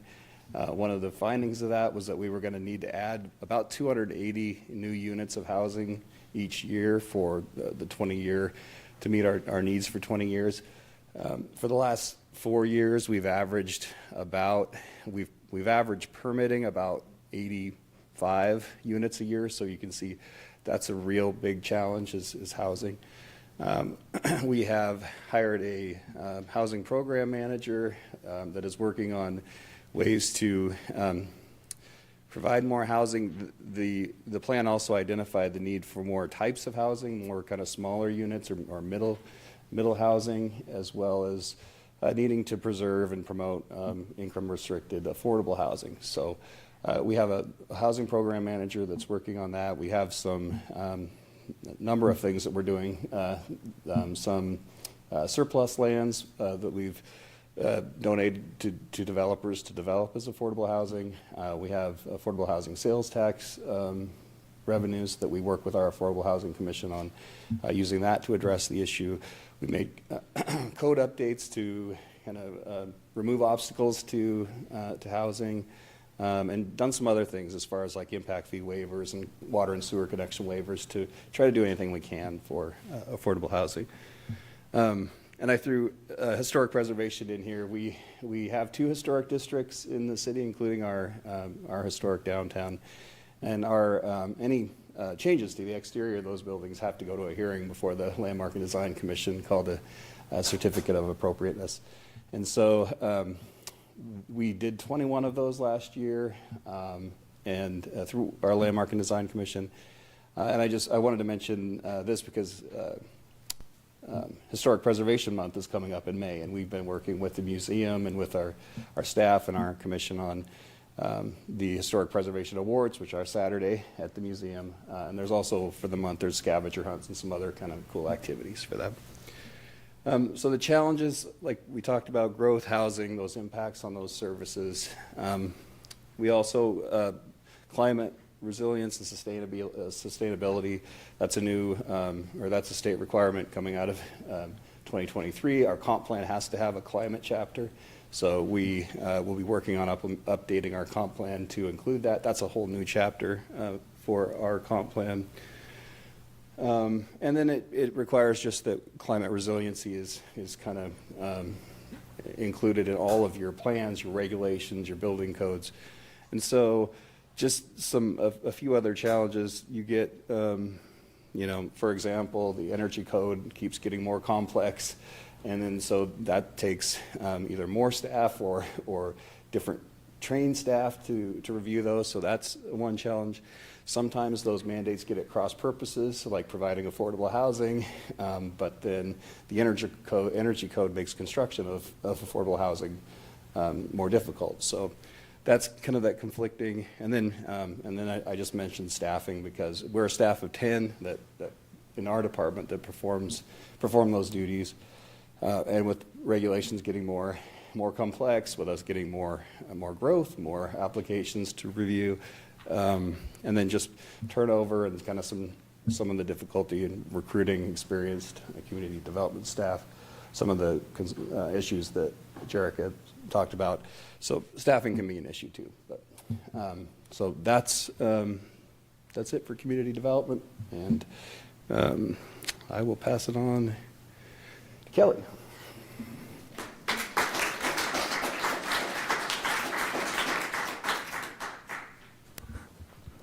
Good evening, everyone. My name is Kelly Vandenberg. I'm the Arts and Economic Development Manager with the City of Ellensburg, and I've been in this role for about 2 years, similar to Dan. I think we walked in pretty much on the same day. And hands down, the best place I've ever worked, just flat out. So Heidi mentioned earlier and reviewed a little bit of the priorities of City Council. The first priority of City Council is sustainable economic development. So what does economic development mean? Economic development simply is a improved quality of life and overall economic well-being for a region. It's a very simple definition for a very complex issue. And I'm going to talk to you about some of the ways that we are working to develop that sustainable economic development plan. So you have here before you economic development is everyone's job. We are all part of this community. We all love this community, and growth is happening. And we want to make sure that, along with our partners in the county, we're in the driver's seat of that growth. We're making sure that we are making good, sustainable decisions with regards to job creation, housing, and tools for training, bringing people to the community that want to be a part of the community and build the community in the way that we want to see that happen and preserve the community. So we're going to start with collaboration. Collaboration is the key part of this. We're working together in ways that we have never worked together before. You have 12 organizations between incorporated municipalities, the county, our economic development organizations throughout the county. That's in Ellensburg, Cle Elum, Roslyn, Kittitas.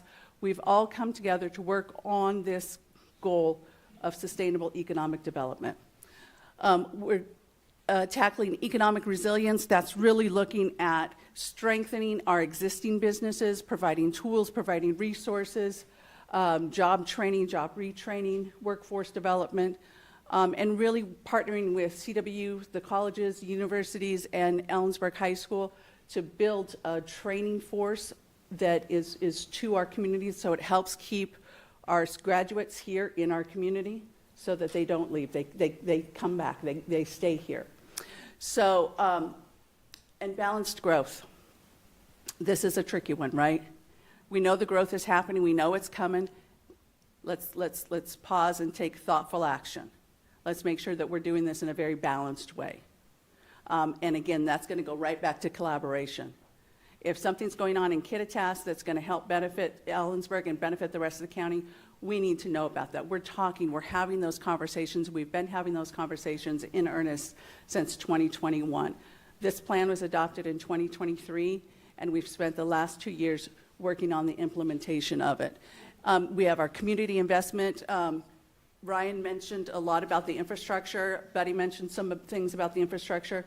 Really making sure that we're investing back into the community support that will support the growth that we're going to be seeing. And preservation. For me, this next to collaboration is probably the most important one. We want to preserve the quality of life that we see in our communities, in our cities, in our county. And that's critical. And we're not going to do it any other way than that. That's just how it is.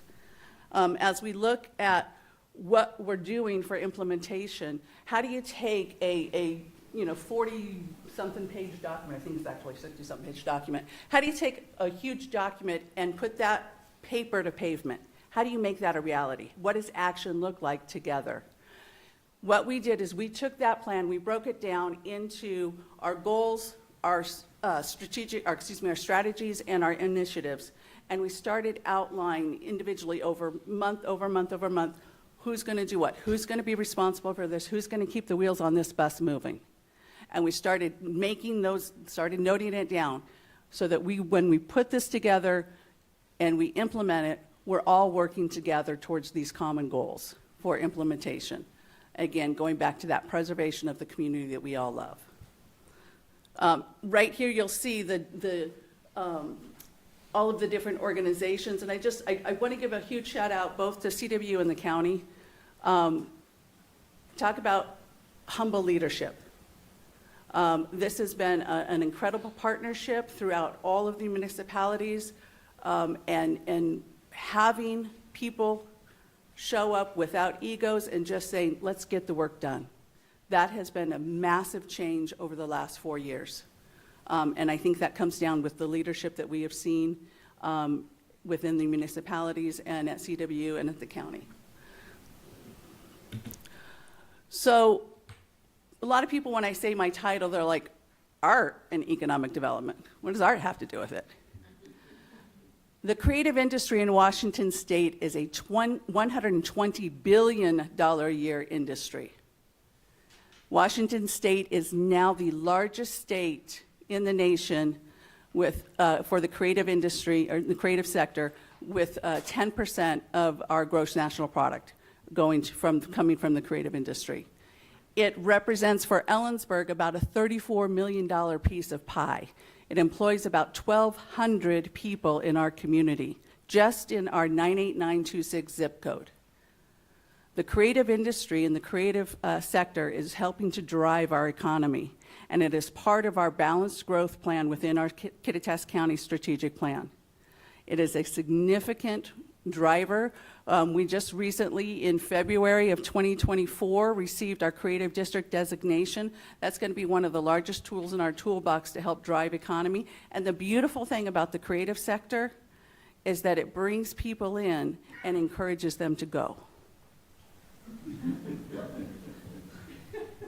That's all I have to say. And that's it for me. That's what I do.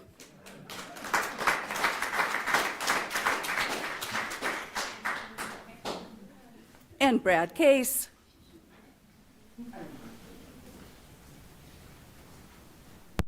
Good evening. My name is Brad Case. I'm the Parks and Recreation Director for the City of Ellensburg. I've been doing this for 22 years, which is now known as 8,000 more days than Buddy. So, so our department, Heidi touched on budget a little bit. We have about a $3.9 million budget, 11 full-time employees. We have about 37 equivalent full-time employees because we hire lifeguards and swim instructors and basketball referees and all sorts of stuff. So we have more employees in our department than I think any other department in the city. And I'm going to jump forward through these projects. I'll come back to that in a second. Not only do we have the 3.9 is our operating, so that's our daily expenses, but we also have park impact fees and also REIT money, which we can use for capital projects. And so this is for the day-to-day operations, but then we have dedicated funds that we can use for park development and different kind of improvements that are more capital in nature. Really, we have two different divisions within our Parks and Recreation Department. We have park maintenance, and then we have the recreation side. And so on our park maintenance side, we have 5 full-time employees, and then this time of year we hire 11 seasonal positions that work for 6 months. And so these folks are out doing a little bit of everything. They do the traditional historical maintenance of park facilities. We have about a total of 250 acres in parks. 150 acres of that is developed parkland. And then we have a lot of undeveloped park area out at Irene Reinhardt Park and some other areas that we don't maintain on a daily basis. But our crews are extremely busy trying to maintain and keep up with parks. Deferred maintenance is a huge issue in our park system, as it is with all of our other departments in the city. And so not only are we trying to maintain what we have, but we're trying to make improvements along the ways. We deal with a tremendous amount of vandalism that the community is not aware of. We try to get rid of vandalism, spray paint, graffiti in particular, within 7 days of when we find it. It's really cyclical in nature. If you have the bad people locked up and they're not able to go out and do vandalism, it's one thing, but as soon as somebody is free, then all of a sudden we oftentimes see a huge increase in the amount of vandalisms that we have in our parks. We are responsible for the downtown beautification program. So in about a week or two, you're going to see our water truck downtown every single day, watering the planters and then also the tree wells that are downtown. Snow and ice removal in the wintertime. And that ranges from all of our city facilities here at City Hall, the Gateway project that Ryan talked about that goes out to along University Way. We're out there performing those duties as well. And then a lot of special event support. We are a small community, and so we really try to help each other out, whether it be a special event activity that's taking place downtown, sporting events, working with our local groups that offer programming within our park facilities. We're always trying to assist and kind of lend a helping hand there. Our recreation side, this is kind of more of our fun side. This is our programming and our daily activities. And so we have 3 indoor recreation facilities. We have the Adult Activity Center, which caters to citizens 50 years of age and older, which is quite humbling. The Stan Bassett Youth Center, which is elementary school age. Right now we're seeing about 60 kids a day in the youth center, which is a great number. And so it's an after-school program. It's free. The kids can come and hang out. In the summertime, we take them on field trips across the state. We do charge for those. But we're really serving a group of kids that probably otherwise don't have a lot to do after school, and so it's a really important service. The pool, which I jumped over, that's our 45-year-old facility that obviously is in need of a lot of attention, especially now with the closing of the central pool. You realize quickly how fragile we are with indoor recreation space in our community. When a decision was made to close the central pool, that now puts a lot of excess burden on our city pool. On December 2nd of 2022, one of Chief Wade's officers knocked on my door at 12 in the morning to let me know that the Rocket Center was about to burn down. And, that's a facility that people, quite honestly had a lot of opinions on. But after it was gone, I think the common opinion was, boy, we sure miss it. And so we are really, in terms of one of our needs and wants, we're really struggling for indoor recreation space. Our youth center coordinator also organizes athletics, and so we provide youth and adult sports programs. We try to offer things in our community that others aren't offering. We don't want to overlap. And so David Hearn, our youth coordinator, worked with, on a Wednesday with school being out early, he's probably working with 75 kids, and now he's got probably 10 adult volleyball teams down at Morgan Middle School running an adult volleyball league.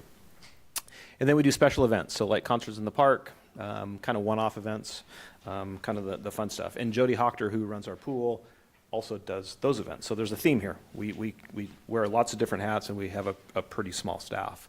Kind of back to 2025 projects and updates, like Dan talked about with the city comprehensive plan. We're going to do a park plan update this year. We do try to do that every 6 years.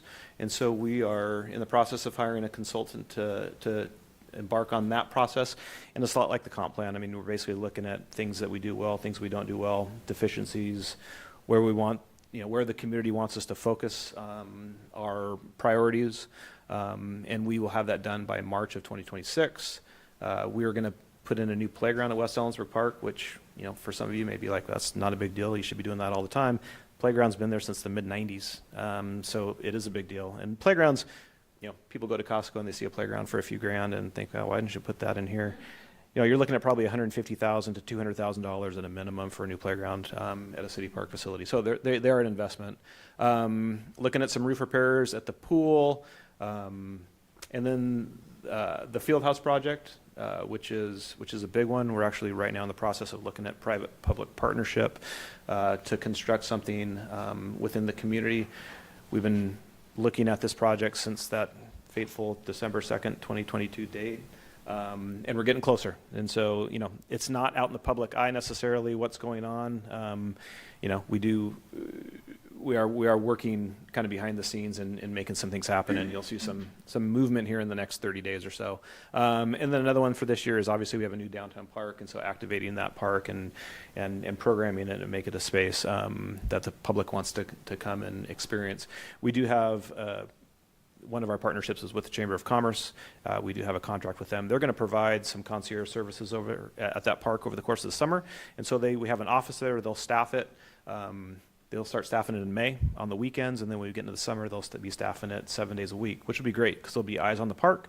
We can see what's going on. We can check out equipment if people want to come down and play, cornhole or some other activities, but really try to program that space and activate it. So we do a lot within the city.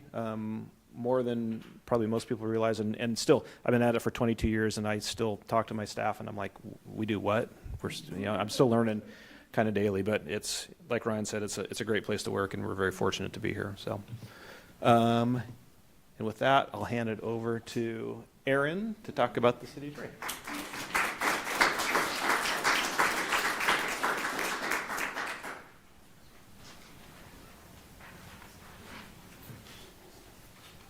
Good evening. My name is Aaron Ryman. I'm the Assistant City Attorney. I've been an attorney for 25 years. The last 5 years have been here in the city. We have a staff of 3 people in our office, 2 attorneys, 1 non-attorney, and that non-attorney is probably the hardest working person in the city. I see everybody's head nodding. He's split 4 different ways. He's the public records officer, which is a full-time job. He's the deputy city clerk, which could be a full-time job. He assists me. I'm the city prosecutor. He assists me in getting all my cases ready, and he also assists the city attorney. So he's a busy guy. Of the 3 of us, there's 2 attorneys, the city attorney and me. The way that you will interact with us if you're elected to council is probably the first thing that will happen is one of us, either me or the city attorney, would sit with you with Heidi to learn about the process, to learn about some of the pitfalls that Heidi talked about, how to avoid any ex parte conversation, how to avoid any liabilities, how to comply with the Public Records Act, how to comply with the OPMA, other things like that. The other way you'll interact with us if you're elected to council is, again, you'll interact with Dustin. He's the non-attorney, the hardest working person in the city. He'll help you with getting your agendas. He'll help you get ready for the meeting, help you just with a smiling face to you as you walk into our executive suite. The city attorney is somebody who will advise the council. The city attorney also advises the department directors, helps keep people out of trouble. He helps, writes the ordinances that we've talked about that get passed. We'll review memoranda of understanding. We'll review contracts. We'll draft resolutions. We'll be here at City Council to advise you if you have legal questions during the course of the meeting. Heidi also talked about executive sessions during council meetings, so if there's a need to engage in an executive session on a sensitive subject, like Heidi talked about, either purchasing or selling real estate or in an active lawsuit, the city attorney will be one of the leaders during that executive session to advise and guide you through the process. My role as a city prosecutor, and hopefully you don't interact with me too much, is I prosecute all the non-felony crimes here in the city limits. If it's a felony, then the county prosecutor, they're the ones who prosecute it, or they also do stuff outside the city limits in the unincorporated areas. I work closely with Chief Wade and his staff, and I'm super proud of Chief Wade's staff. They are incredibly professional and always enjoy working with them. So I think that really kind of covers what we do for the city attorney's office. Thank you. And now Chief Wade.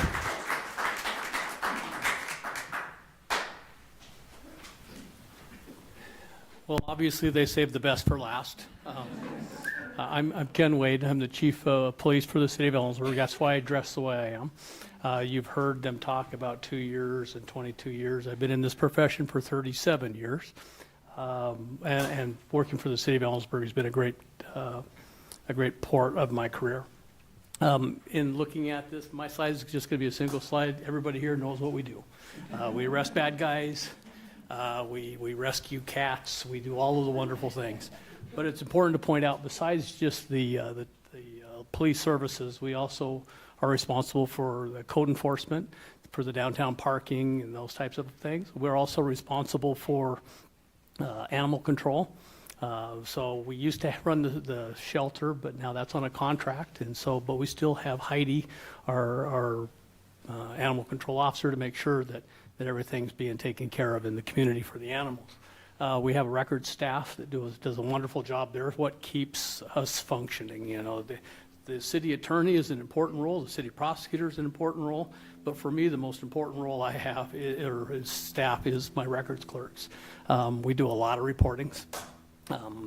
And every year it seems like more. We report to the FBI, we report to the Attorney General's office, we report to the legislature, we report to council. Everybody's interested in what we do. Staffing levels, I have 40, or I'm allotted 40 staff. Of that, 31 of them are police officers. I currently have 2 openings, and I have a third candidate who's just recently been hired, and he starts the academy next week. So we're down 3 officers. Each squad is usually 4 officers and a sergeant. And so we're down, a pretty good chunk right there. I have 2 code enforcement officers, and we just recently had one resign to take a position with the Yakima County Sheriff's Department. So if you know of anybody that has an interest in being a code enforcement officer, we'll be hiring. I have a crime analyst, and that's new for the police department here, and it's kind of new for law enforcement agencies our size. And Dr. Carr helps us with programs, helps us develop systems, helps us look at root cause analysis for crime so we can address it, hopefully in a non-enforcement manner. But I got 31 of us that are commissioned that we can take care of it if it's not going to work that way. Crime control, we use what's called the precision policing model, and it's a variant of the old COP ComStat that you heard about, first developed in New York. It's been refined over the years. Currently, precision policing is more of a surgical response to crime and criminal activity, where CompStat was more of a baseball bat and a machete. What we do is we focus on individuals that need our attention the most. And when I say that, it's not necessarily the criminal element. We focus or spend a lot of time working on our substance abuse issues and individuals in crisis in the community and mental health. And that's played a larger role in policing. We handled roughly 500 mental health referrals last year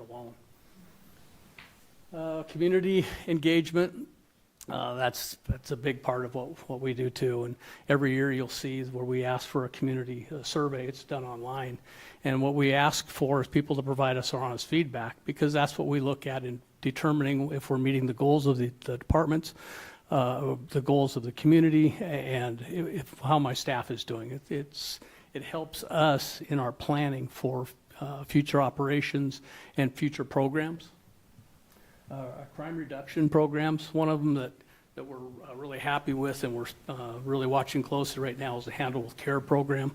For those of you that haven't heard about that, what it is it's focused on youth that come in contact with a critical incident. It's referred to as ACEs, Adverse Child Exposures. ACEs has a determination on how a person will potentially develop and grow into adulthood. And they find that the higher number of ACEs, the less of a positive outcome for youth. We have a program where anytime our officer comes in contact with a child that meets any of those criteria, they code their report. We notify the school district, and we send a referral to a counseling service, and so that we can get these kids into counseling. And through February, we had roughly 300 referrals, and we were fortunate enough to have at least 13 kids that are in counseling for it. This is how we're trying to prevent future crime. And what prompted this was in 2023, we experienced a 100% increase in juvenile crime activity here. And we're starting to see a large increase in gang activity also. Other programs that we have, you can see the graffiti abatement program, the high density residential project, the community notification system. What the community notification is we have certain residences, buildings, apartment complexes that see an unusually high number of police calls. And they're not always crime calls. They could be noise ordinance, they could be mental health, they could be a whole variety of things. And we notify those property owners of what we're experiencing. We offer our services to help them come up with solutions to reduce those calls. We've worked with one facility here as a test last year, and we were able to reduce our call volume there by almost 70%. So we're looking at non-enforcement tools to make Ellensburg a better place. Something that you don't hear much about is our involvement with regional assets. The legislature requires that each entity, each agency have a jurisdiction, have a plan for an officer-involved fatal use of force, and they created what's called an IIT, which is investigative incident teams. We are part of the Columbia Basin team, or CBIT. We've been part of that for about the last 5 years. And going back, CBIT was first created in 2003 or 2004. In my previous life with the State Patrol, I was part of the group that did the development on that. And what that program does is that when there's a large event, everybody remember the shooting that they had at the Gorge 2 years ago? Ellensburg police detectives responded to the scene to assist with the investigation. So we do those large-scale types of criminal activities. We're often called upon by other jurisdictions to assist in complex investigations, and where we can, we provide that assistance. I have one of my detectives is also co-commissioned, was a part of the DEA Drug Task Force, and then I have another that is commissioned through the Violent Crimes Task Force, which is a Marshals Task Force. And that came in use for us last March when we had the fatal shooting in Ellensburg. You know, we didn't come out publicly and talk about the efforts that we were taking to try to apprehend them. But what we did later the evening on the 15th was we activated the task force. and sent resources from Yakima Marshal Service, Yakima City, Yakima County, Sunnyside Police Department, and Department of Corrections, and a host of others, and they started trying to track down this individual. So that's been a very valuable tool that we've been able to use throughout the years, and also it's provided us assistance in bringing prisoners back from the other parts of the United States. We currently have a gentleman that we've gone to, I think Florida was the last time we picked him up and brought him back up here, so that plays a role in that. Challenges, hiring qualified candidates. We're starting to see a breakup in that log jam. You know, Seattle's got a record number of hires with over 60 this year. So Spokane County, Spokane City are seeing increases. And so we're seeing higher numbers, but we're really picky about the quality of the candidates that we have coming through. And I've had one opening that I haven't filled for over a year because I couldn't find the right candidate for the position. And we're not going to lower our standards. We're going to continue to hire the best candidates. And our hiring is based upon merit. So we have a great staff. I'm very proud of all the officers, but that continues to be a challenge. Like I said, we have 2 openings right now for police officers. Juvenile crime is the other problem. I spoke to that briefly, but we're seeing significant increases in there, but we're hoping with some of these new programs that we'll be able to drive those things down. Gang crimes, again, with the homicide last year, we're also focusing a lot of our efforts in the gang world and working closely with the Sheriff's Department and Police Department down in Yakima and Grant County to have more of a rounded approach to the gangs. But it's important to understand that these gang members are not from Yakima, and they're not from Grant County. These are local kids that we're dealing with here. And then mental health resources. You know, that's been a challenge for all of our different professions, but primarily it impacts us through mental health referrals, through mental or suicide attempts, and through actual suicides. And so we deal a lot with mental health.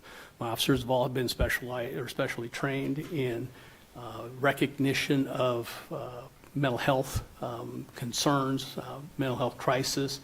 I have 4 of my staff members have degrees in psychology, and Dr. Carr, my analyst, has her doctorate, also is in child psychology. So I've got great staff. We're doing a great job for it, but it's not a police matter. Mental health is not a crime, but we're working on the front end trying to help our partners get that problem taken care of. Another challenge is legislative impacts and their side effects. You know, oftentimes legislature makes a decision based upon the challenges of the day, which usually is derived from a large department, Seattle, King County, those areas. And so when they're making rules and requirements for that, we often get overlooked. And when they talk about, you know, training requirement, you know, everybody has to go through training for 24 hours per officer. 24 hours per each officer for me takes about a police officer off the street for an entire year. And so it's constantly trying to work through systems where we can manage all of that. And again, strategic planning during constantly changing environments. You know, everybody that's been paying any attention at all has seen what the law enforcement profession has undergone since 2019, the ebb and flow of rules and changing of the rules and then changing them back. And when you're trying to plan long-term for police department, it's made it very challenging. A lot of start and stops. Again, something that we watch very closely. And then the other thing that is really challenging is the public decorum that we're seeing today. People can't seem to get along with their neighbors for any reason. And we get calls in the community because my one neighbor's garden is touching my garden. Okay? We have public discourse that, you know, throughout city government, throughout county government. And so trying to find ways that we can kind of bring down the temperature. We appreciate everybody's passion when they're working towards or working, you know, in something that they truly believe in. But we also have to be respectful. And the challenge comes is that disrespect isn't necessarily a violation of the law, but people will be offended and expect that we will respond and do something about that. Well, that's not going to happen. So I will quit boring you with the rest of the details, and I feel very fortunate. I get to introduce, you know, Brian Elliott. So.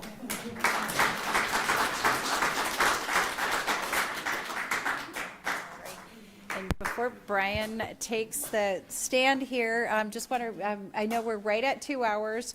And one of the things as a council member, you never know how long your meeting is going to go. So be prepared. But what I would ask is if you have questions, if you can kind of pass them to the inside, and we'll have a couple folks get those questions, and then we'll answer those as soon as Brian is done here. And Brian, I'm sorry, I'm not, hang on here.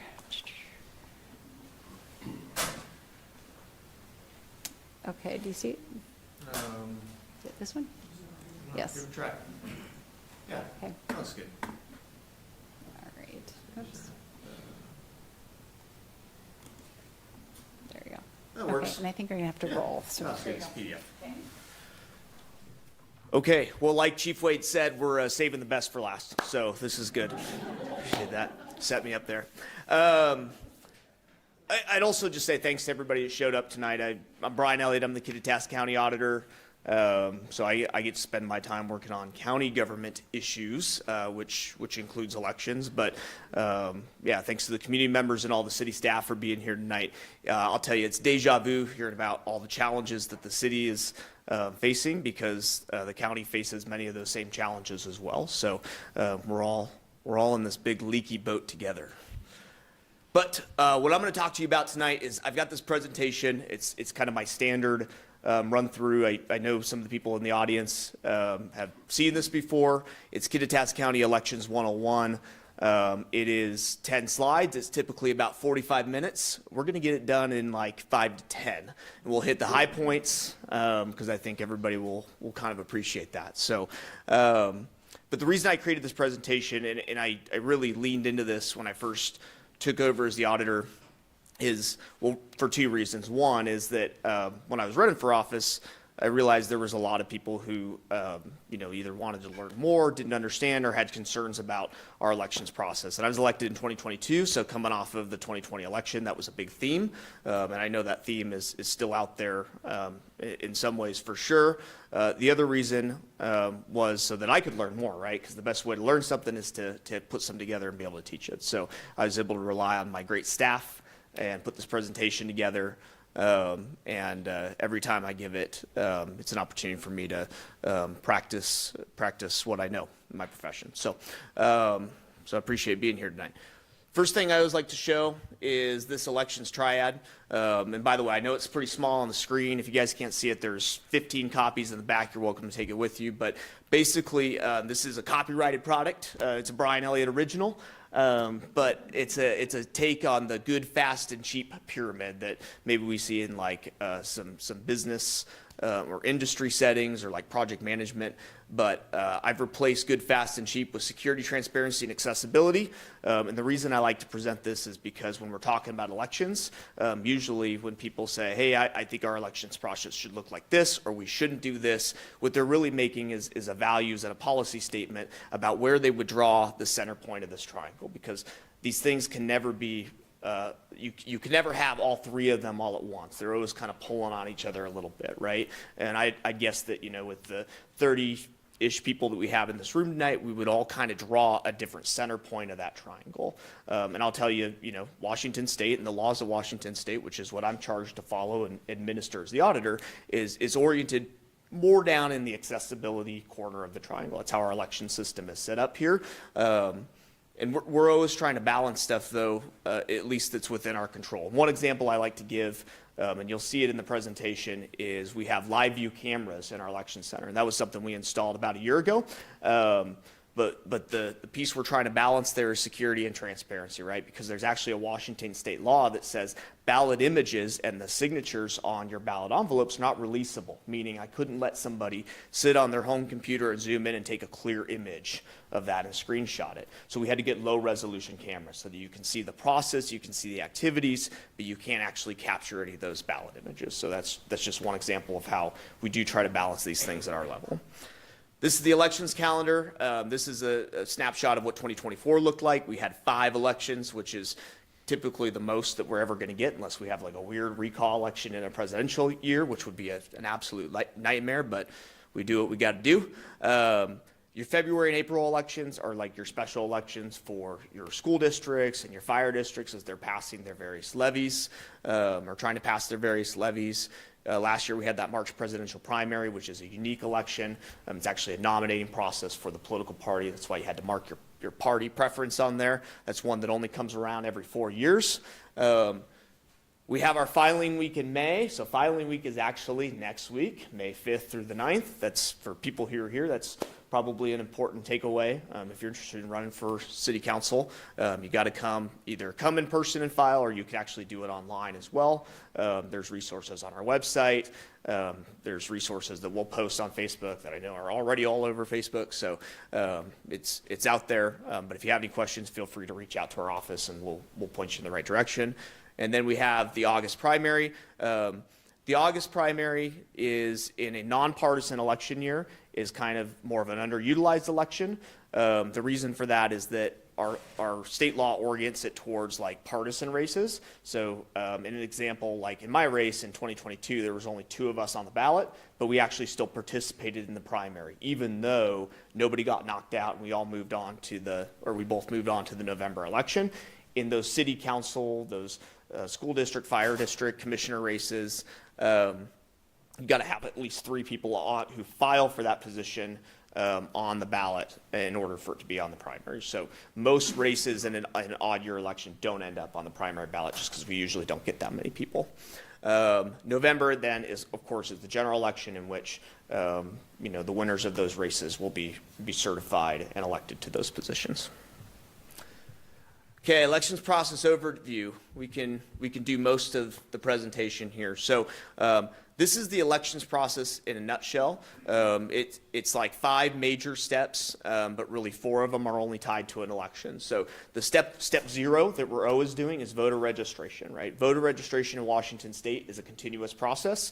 There used to be a time in our system in which you had to register to vote before a certain deadline in order to participate in that election. That is no longer the case. We have same-day voter registration, so you can walk into my office at 7:59 on election day, and you can actually register and be issued a ballot for that election and participate. And if you come in at 8:01, we're going to register you, and you can participate in the next election. So it's a continuous process, and it's managed through our VoteWa database, which is a state database in which we have a responsibility to manage at a county level.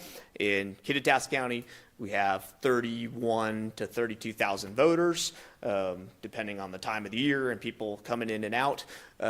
We have 1 full-time person who pretty much her job is to manage that list with people coming in and out, doing research, and then following up with folks on their registration status.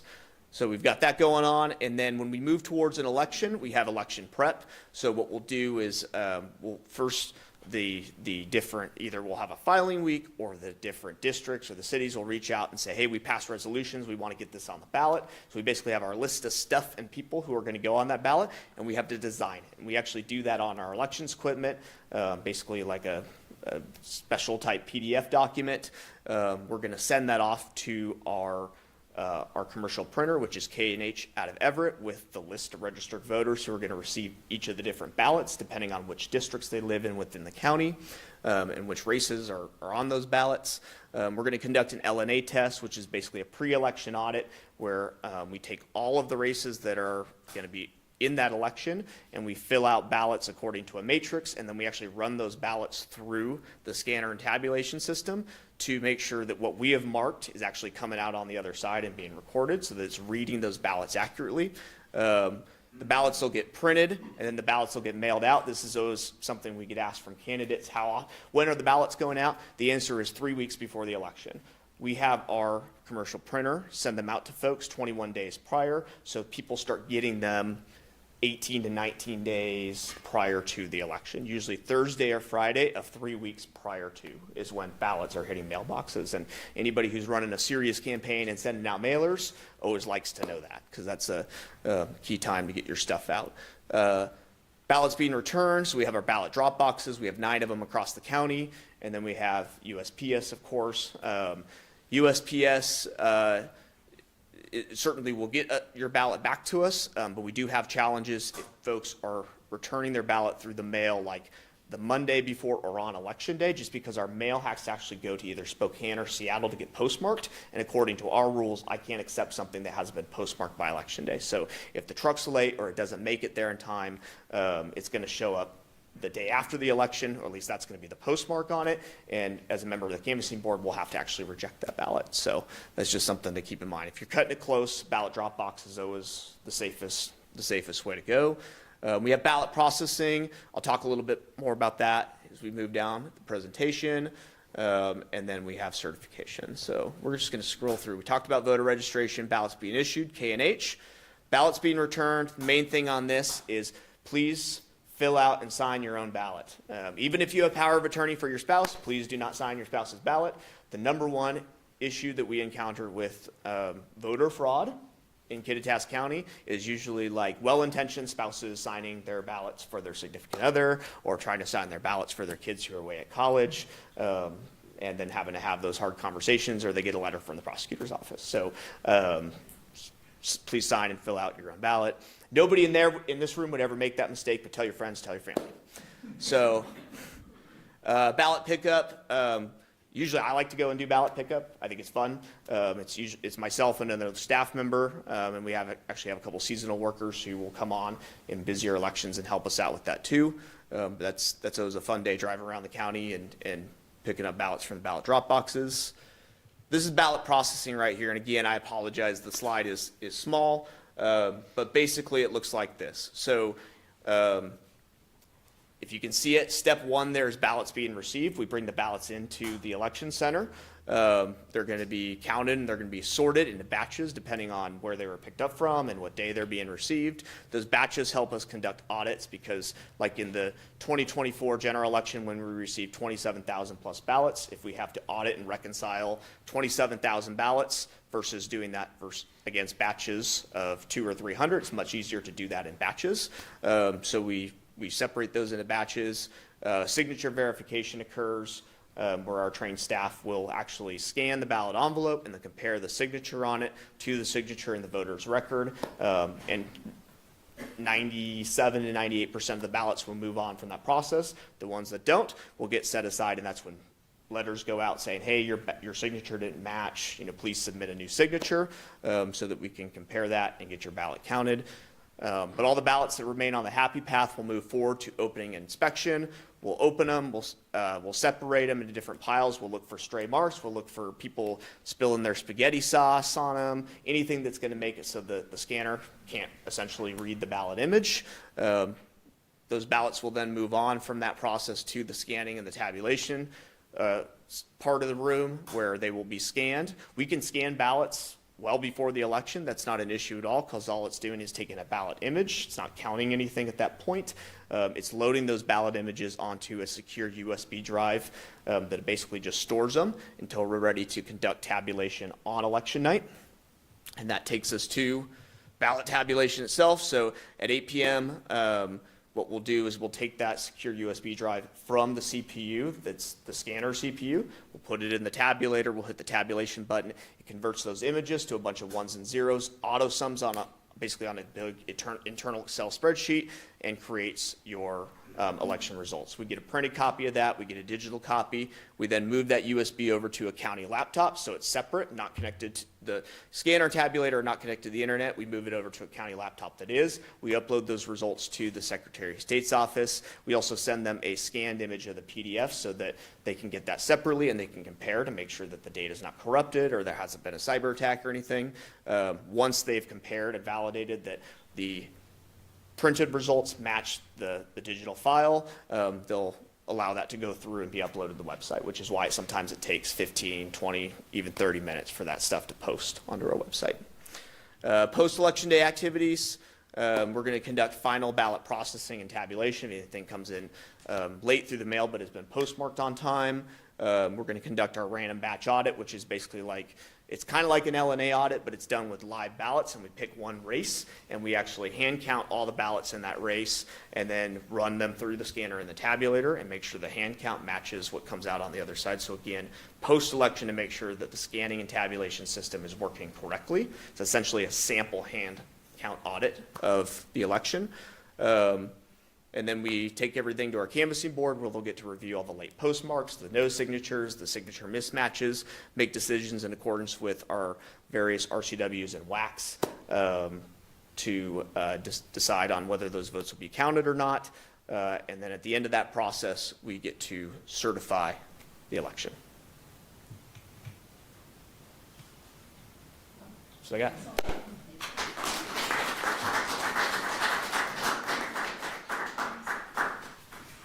Okay, and was it just 3 questions that we got from people?